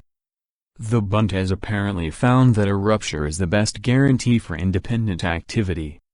And so the principle of organizational demarcation led to separatism and to a complete rupture. In a controversy with the old Iskra on the question of federalism, footnote: Iskra, the Spark, the first all-Russian illegal Marxist newspaper founded by V.I. Lenin in 1900. End of footnote. The Bund once wrote, Iskra wants to assure us that federal relations between the Bund and Russian social democracy are bound to weaken the ties between them. We cannot refute this opinion by referring to practice in Russia, for the simple reason that Russian social democracy does not exist as a federal body. But we can refer to the extremely instructive experience of social democracy in Austria, which assumed a federal character by virtue of the decision of the Party Congress of 1897. That was written in 1902. But we are now in the year 1913. We now have both Russian practice and the experience of social democracy in Austria. What do they tell us? Let us begin with the extremely instructive experience of social democracy in Austria. Up to 1896 there was a united Social Democratic Party in Austria. In that year the Czechs at the International Congress in London for the first time demanded separate representation, and were given it. In 1897, at the Vienna, Wimberg, Party Congress, the United Party was formally liquidated and in its place a Federal League of 6 national social democratic groups was set up.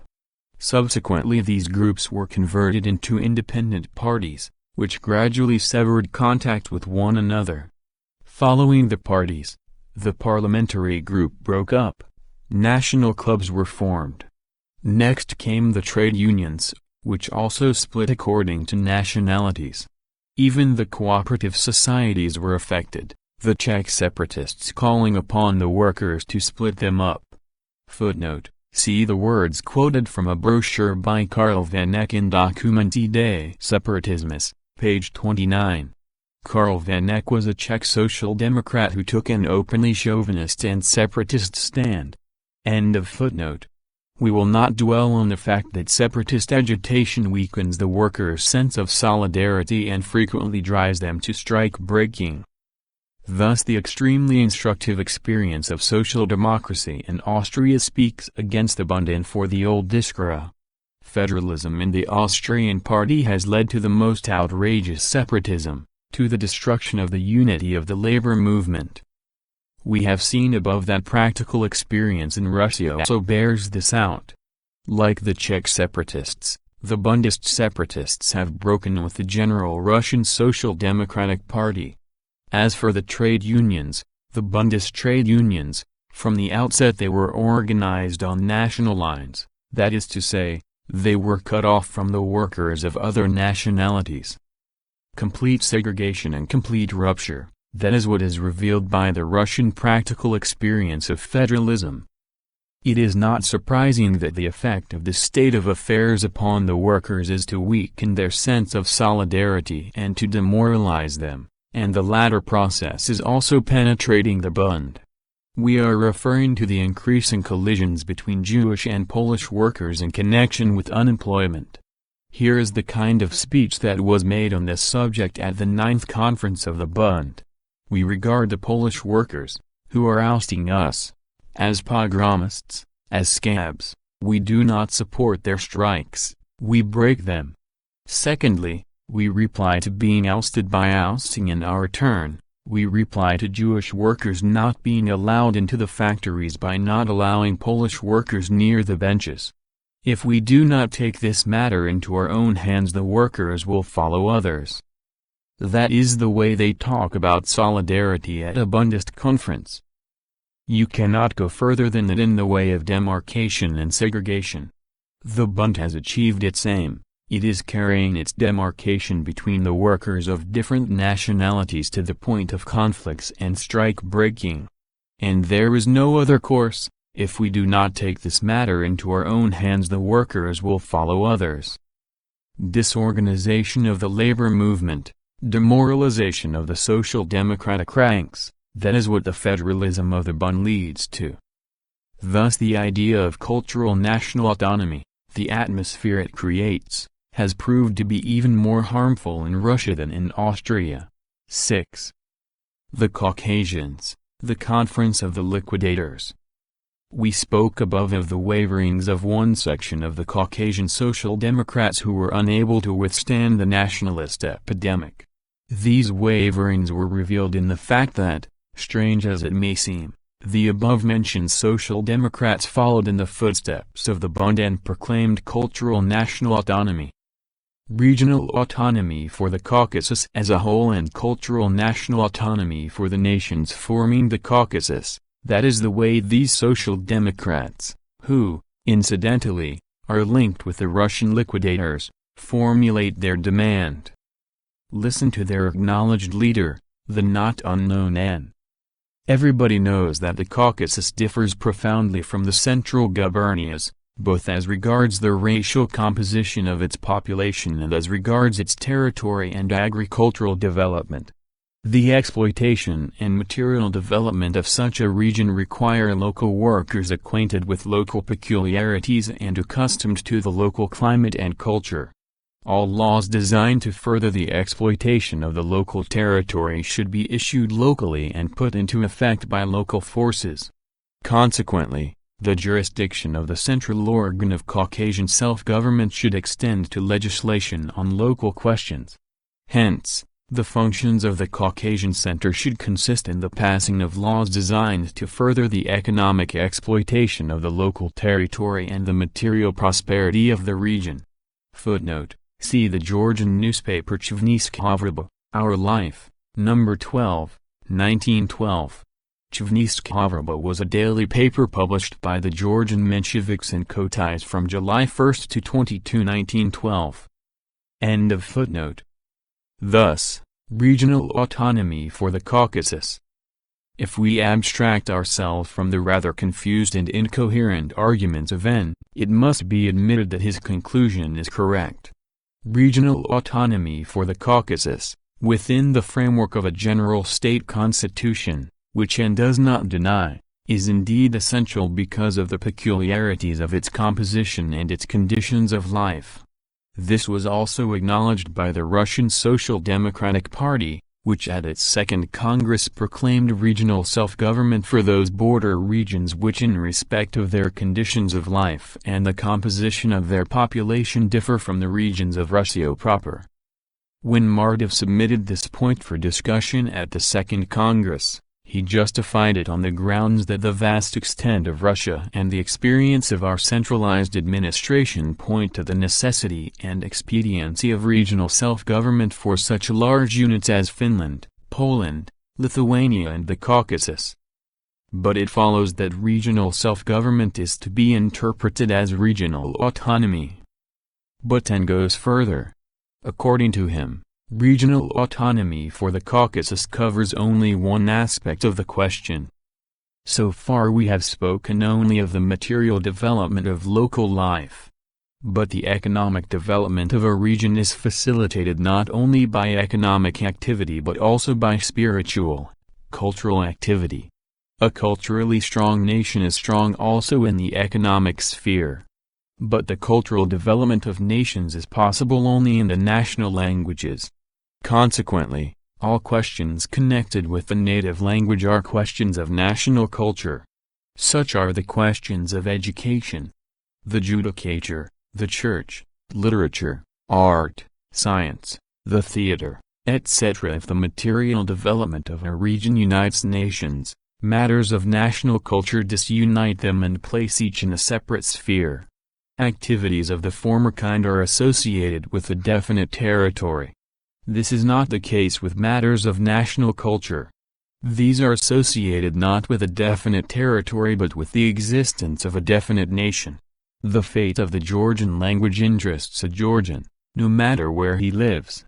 It would be a sign of profound ignorance to say that Georgian culture concerns only the Georgians who live in Georgia. Take, for instance, the Armenian Church. Armenians of various localities and states take part in the administration of its affairs. Territory plays no part here.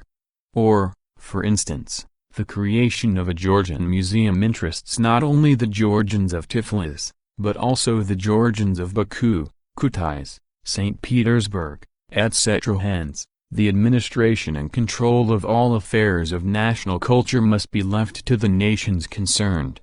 We proclaim in favor of cultural national autonomy for the Caucasian nationalities. Footnote: see the Georgian newspaper Chvnitskaya Vrba, No. 12, 1912. End of footnote. In short, since culture is not territory, and territory is not culture, cultural national autonomy is required. That is all one can say in the latter's favor. We shall not stop to discuss again national cultural autonomy in general.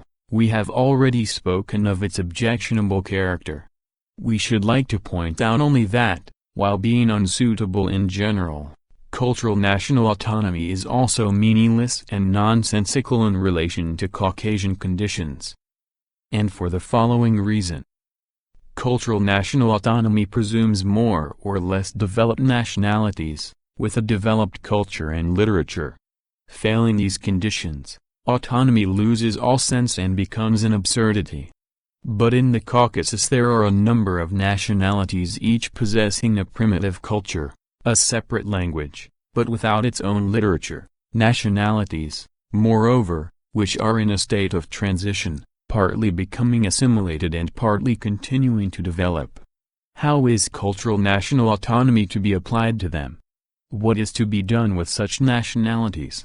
How are they to be organized into separate cultural national unions, as is undoubtedly implied by cultural national autonomy?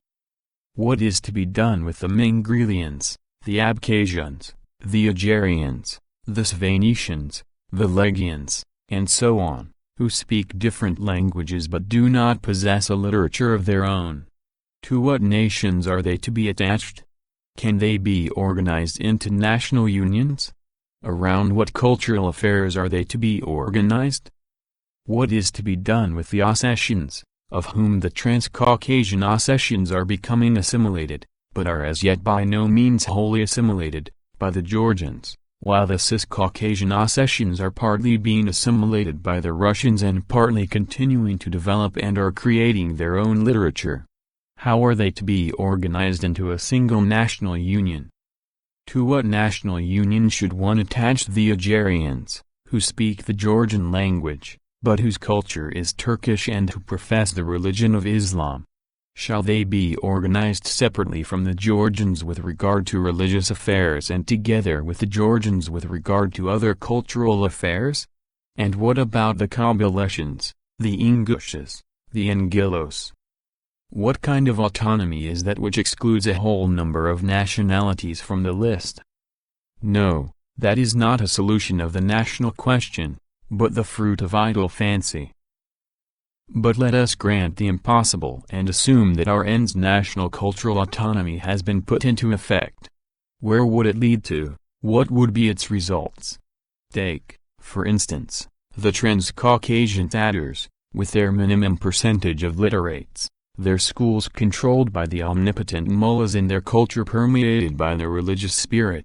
It is not difficult to understand that to organize them into a cultural national union would mean to place them under the control of the mullahs, to deliver them over to the tender mercies of the reactionary mullahs, to create a new stronghold of spiritual enslavement of the Tatar masses to their worst enemy. But since when have social democrats made it a practice to bring grist to the mill of the reactionaries?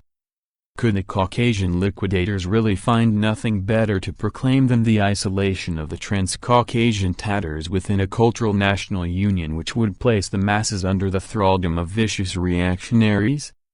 No, that is no solution of the national question. The national question in the Caucasus can be solved only by drawing the belated nations and nationalities into the common stream of a higher culture.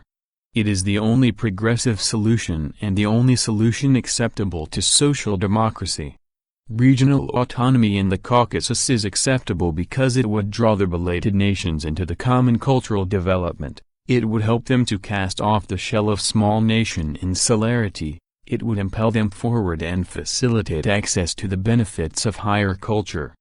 Cultural national autonomy, however, acts in a diametrically opposite direction, because it shuts up the nations within their old shells, binds them to the lower stages of cultural development and prevents them from rising to the higher stages of culture.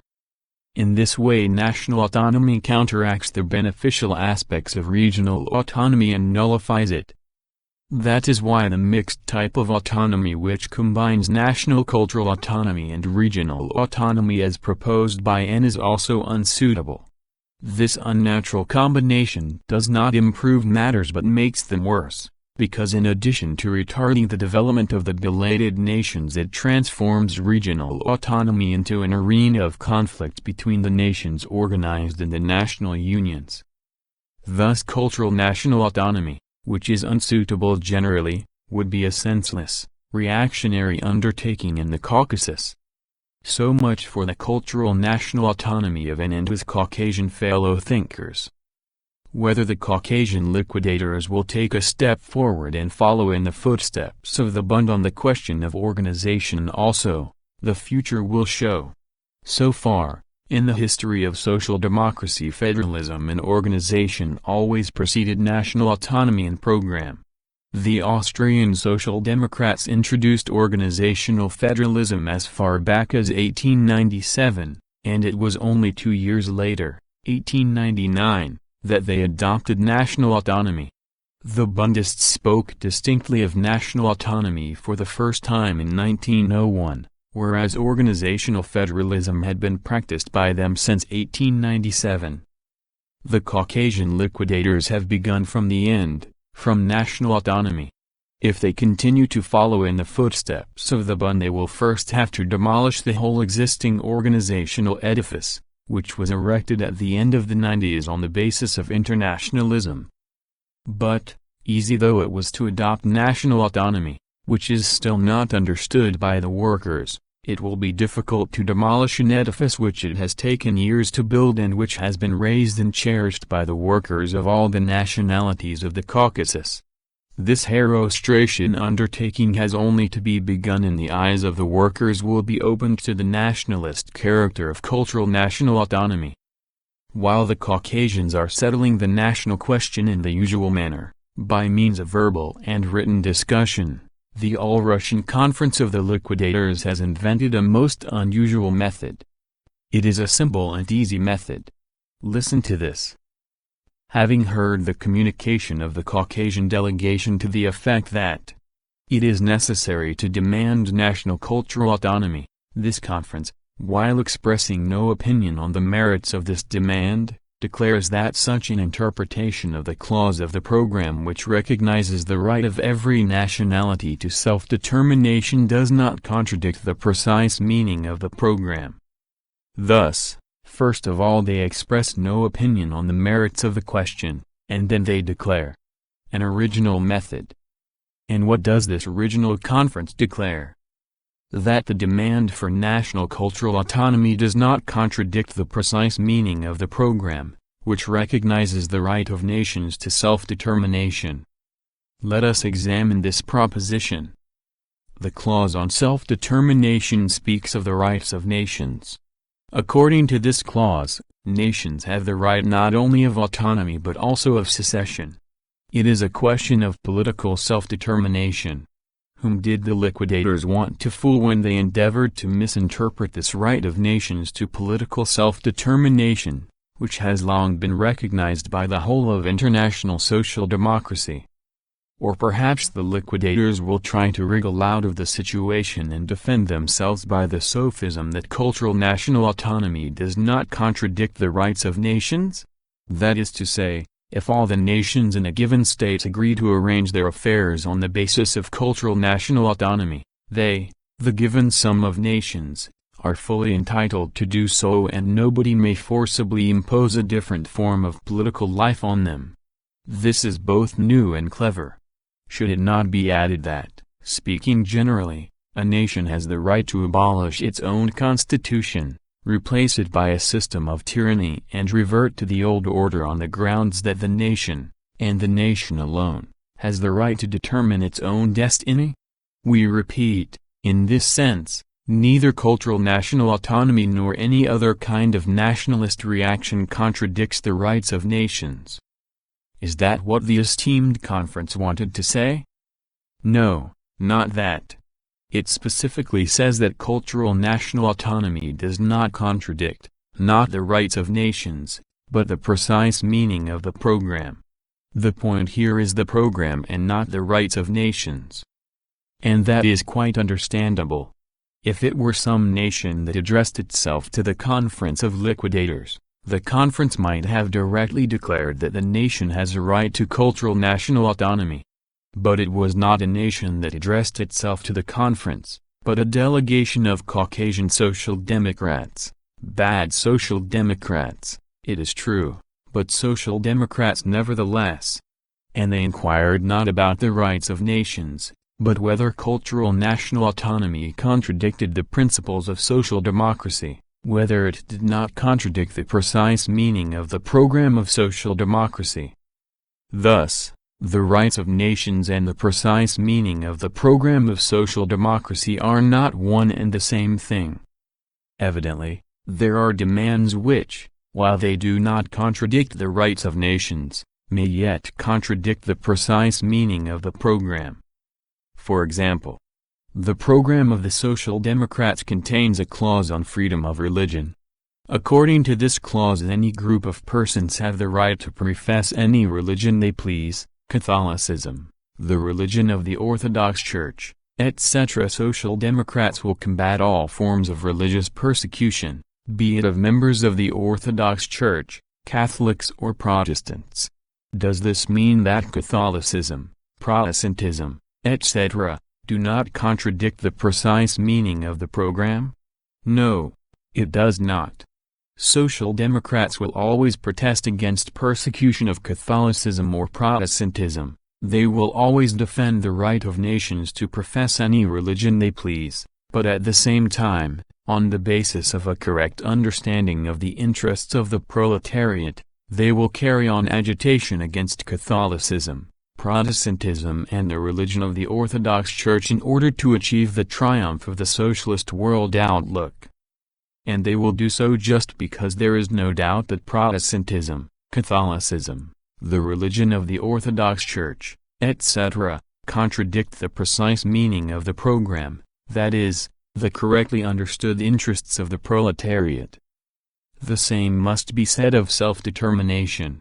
Nations have a right to arrange their affairs as they please. They have a right to preserve any of their national institutions, whether beneficial or harmful. Nobody has a right to, forcibly interfere in the life of a nation. But that does not mean that social democracy will not combat and agitate against the harmful institutions of nations and against the inexpedient demands of nations. On the contrary, it is the duty of social democracy to conduct such agitation and to endeavor to influence the will of nations so that the nations may arrange their affairs in the way that will best correspond to the interests of the proletariat. For this reason social democracy, while fighting for the right of nations to self-determination, will at the same time agitate, for instance, against the secession of the Tatars, or against cultural national autonomy for the Caucasian nations. For both, while not contradicting the rights of these nations, do contradict the precise meaning of the program, that is, the interests of the Caucasian proletariat. Obviously, the rights of nations and the precise meaning of the program are on two entirely different planes. Whereas the precise meaning of the program expresses the interests of the proletariat, as scientifically formulated in the program of the latter, the rights of nations may express the interests of any class, bourgeoisie, aristocracy, clergy, etc., depending on the strength and influence of these classes. On the one hand are the duties of Marxists, on the other the rights of nations, which consist of various classes. The rights of nations and the principles of social democracy may or may not contradict each other, just as, say, the Pyramid of Cheops may or may not contradict the famous Conference of the Liquidators. They are simply not comparable. But it follows that the esteemed conference most unpardonably muddled two entirely different things. The result obtained was not a solution of the national question but an absurdity, according to which the rights of nations and the principles of social democracy do not contradict each other, and, consequently, every demand of a nation may be made compatible with the interests of the proletariat. Consequently, no demand of a nation which is striving for self-determination will contradict the precise meaning of the program. They pay no heed to logic. It was this absurdity that gave rise to the now famous resolution of the Conference of the Liquidators, which declares that the demand for national cultural autonomy does not contradict the precise meaning of the program. But it was not only the laws of logic that were violated by the Conference of the Liquidators. By sanctioning cultural national autonomy it also violated its duty to Russian social democracy. It most definitely did violate the precise meaning of the program, for it is well known that the Second Congress, which adopted the program, emphatically repudiated cultural national autonomy. Here is what was said at the Congress in this connection.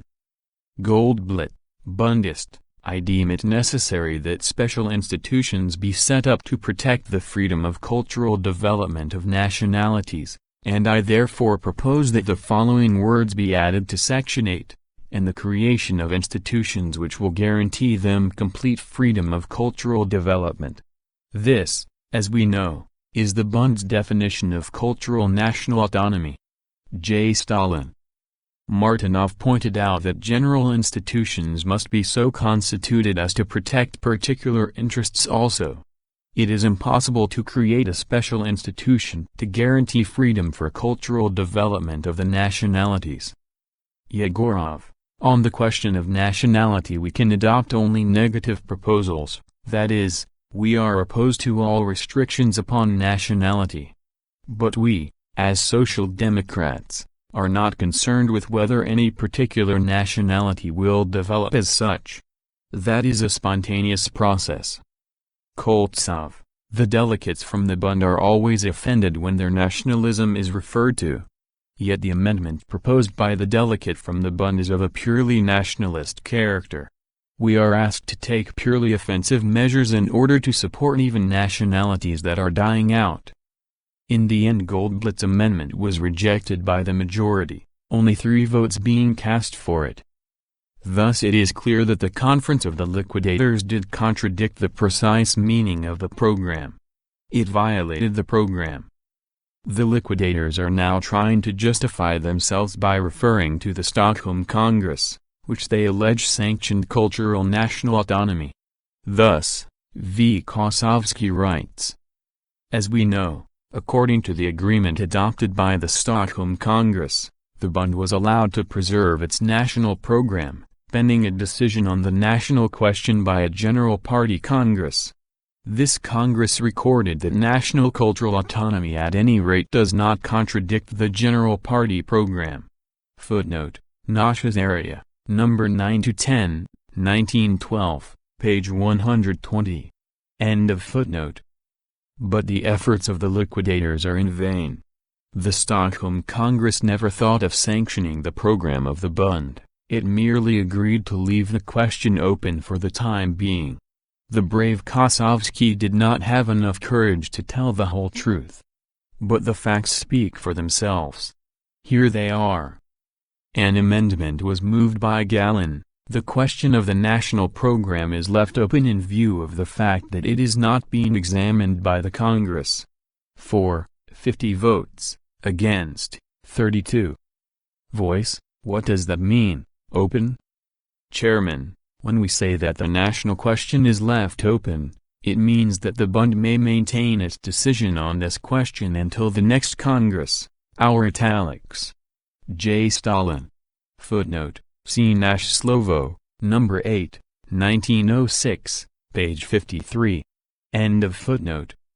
As you see, the Congress even did not examine the question of the national program of the Bund, it simply left it open, leaving the Bund itself to decide the fate of its program until the next General Congress met.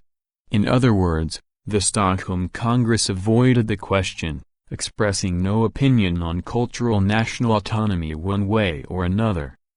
The Conference of the Liquidators, however, most definitely undertakes to give an opinion on the matter, declares cultural national autonomy to be acceptable, and endorses it in the name of the party program.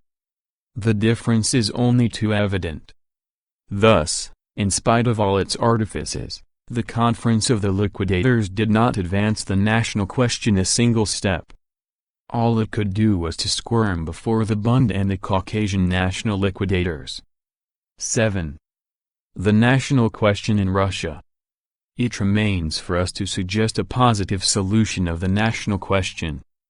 We take as our starting point that the question can be solved only in intimate connection with the present situation in Russia. Russia is in a transitional period, when normal, constitutional life has not yet been established and when the political crisis has not yet been settled. Days of storm and complications are ahead. And this gives rise to the movement, the present and the future movement, the aim of which is to achieve complete democratization. It is in connection with this movement that the national question must be examined. Thus the complete democratization of the country is the basis and condition for the solution of the national question. When seeking a solution of the question, we must take into account not only the situation at home but also the situation abroad. Russia is situated between Europe and Asia, between Austria and China. The growth of democracy in Asia is inevitable. The growth of imperialism in Europe is not fortuitous. In Europe, capital is beginning to feel cramped, and it is reaching out towards foreign countries in search of new markets, cheap labor and new fields of investment. But this leads to external complications and to war. No one can assert that the Balkan War is the end and not the beginning of the complications. Footnote: the reference is to the First Balkan War, which broke out in October 1912 between Bulgaria, Serbia, Greece and Montenegro on the one hand, and Turkey on the other. End of footnote. It is quite possible, therefore, that a combination of internal and external conditions may arise in which one or another nationality in Russia may find it necessary to raise and settle the question of its independence. And, of course, it is not for Marxists to create obstacles in such cases. But it follows that Russian Marxists cannot dispense with the right of nations to self-determination. Thus, the right of self-determination is an essential element in the solution of the national question. Further, what must be our attitude towards nations which for one reason or another will prefer to remain within the framework of the whole?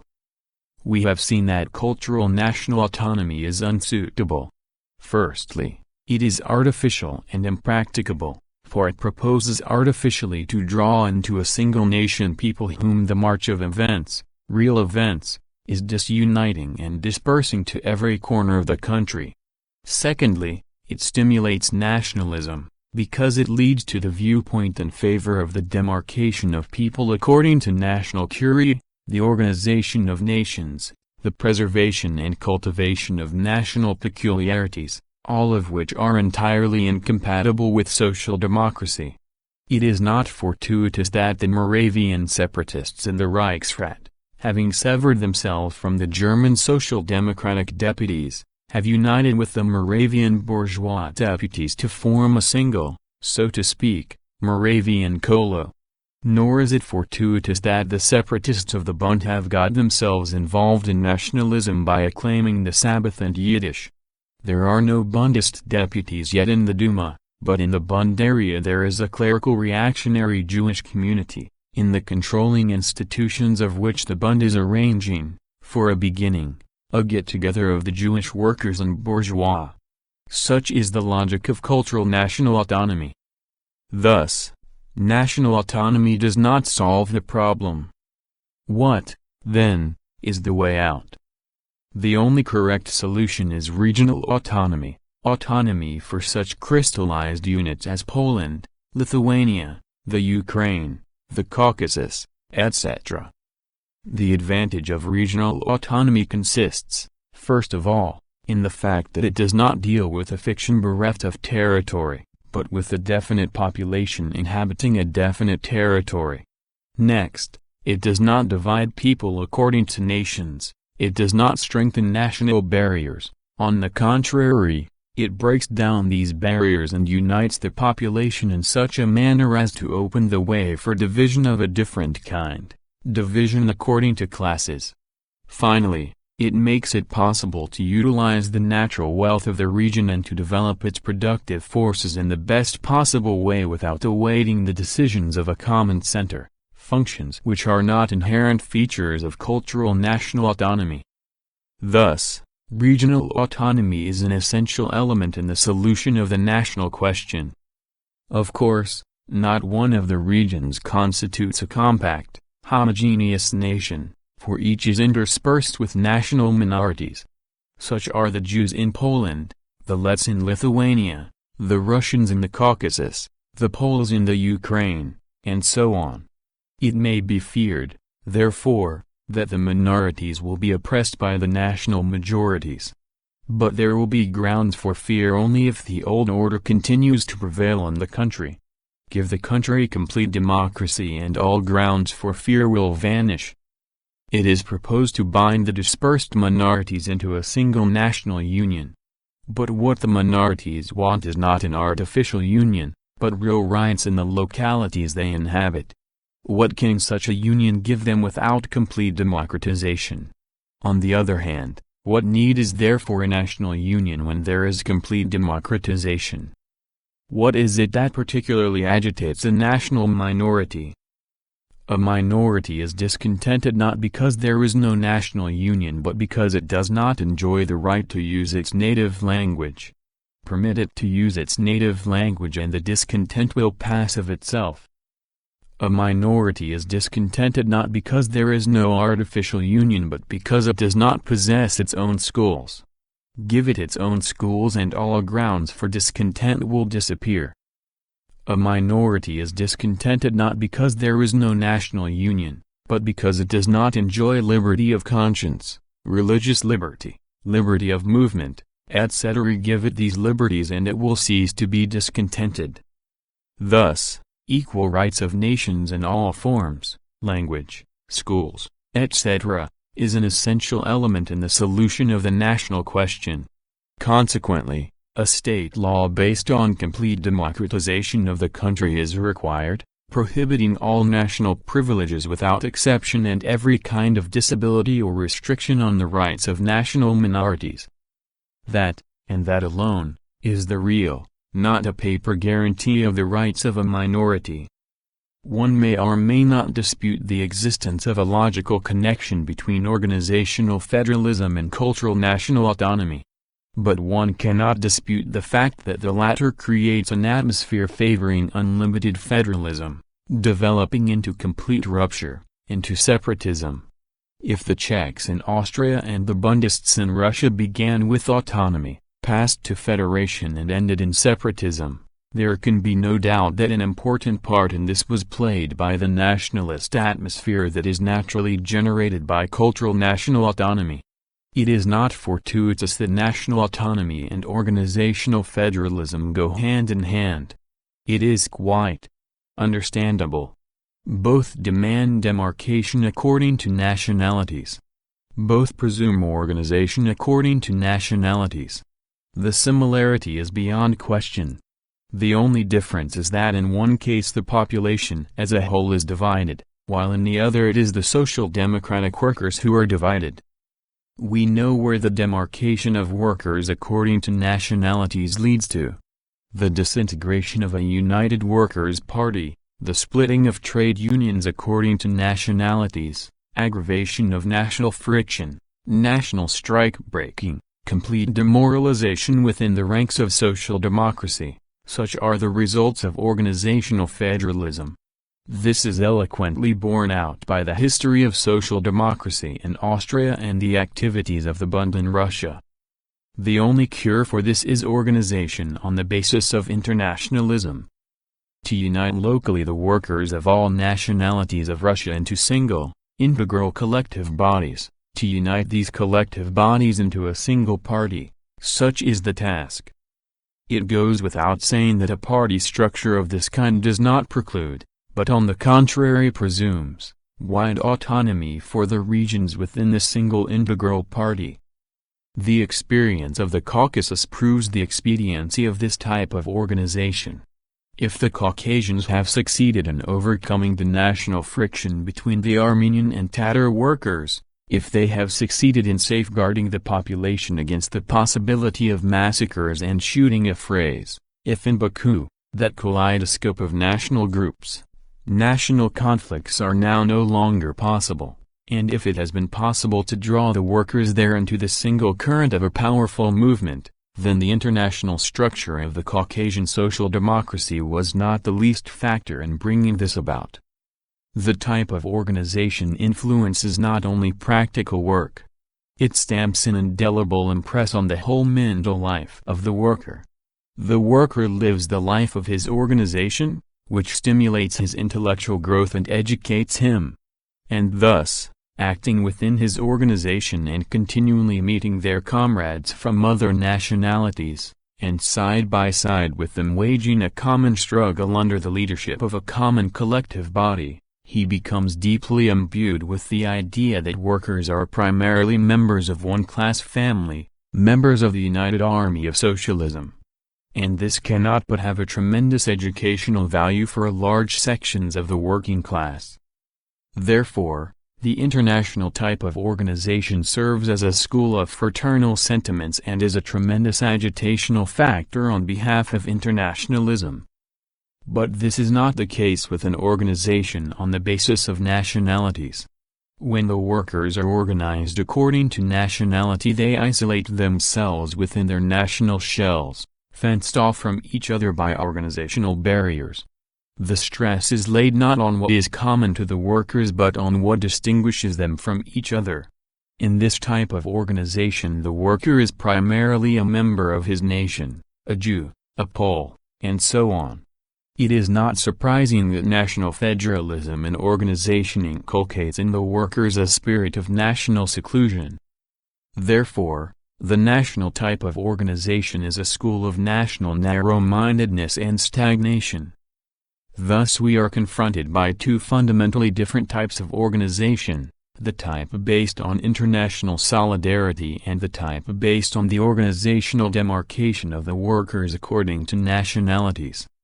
Attempts to reconcile these two types have so far been vain. The compromise rules of the Austrian Social Democratic Party drawn up in Wimberg in 1897 were left hanging in the air.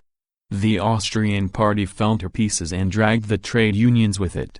Compromise proved to be not only utopian, but harmful. Strasser is right when he says that separatism achieved its first triumph at the Wimberg Party Congress. Footnote: see his Der Arbeiter und die Nation, 1912. End of footnote. The same is true in Russia. The compromise with the federalism of the Bund which took place at the Stockholm Congress ended in a complete fiasco. The Bund violated the Stockholm Compromise. Ever since the Stockholm Congress, the Bund has been an obstacle in the way of union of the workers locally in a single organization, which would include workers of all nationalities. And the Bund has obstinately persisted in its separatist tactics in spite of the fact that in 1907 and in 1908 Russian social democracy repeatedly demanded that unity should at last be established from below among the workers of all nationalities. Footnote: see the resolutions of the 4th, the 3rd All-Russian Conference of the RSDLP, held November 5 to 12, 1907, and of the 5th. The All-Russian 1908 Conference of the RSDLP, held December 21 to 27, 1908, New Style January 3 to 9, 1909. See resolutions and decisions of the CPSUB, Congresses, Conferences and Central Committee Plenums, Volume 1, 6th Russian edition, 1940, pages 118 to 31. End of footnote. The Bund, which began with organizational national autonomy, in fact passed to federalism, only to end in complete rupture, separatism. And by breaking with the Russian Social Democratic Party it caused disharmony and disorganization in the ranks of the latter. Let us recall the Jagiello affair, for instance.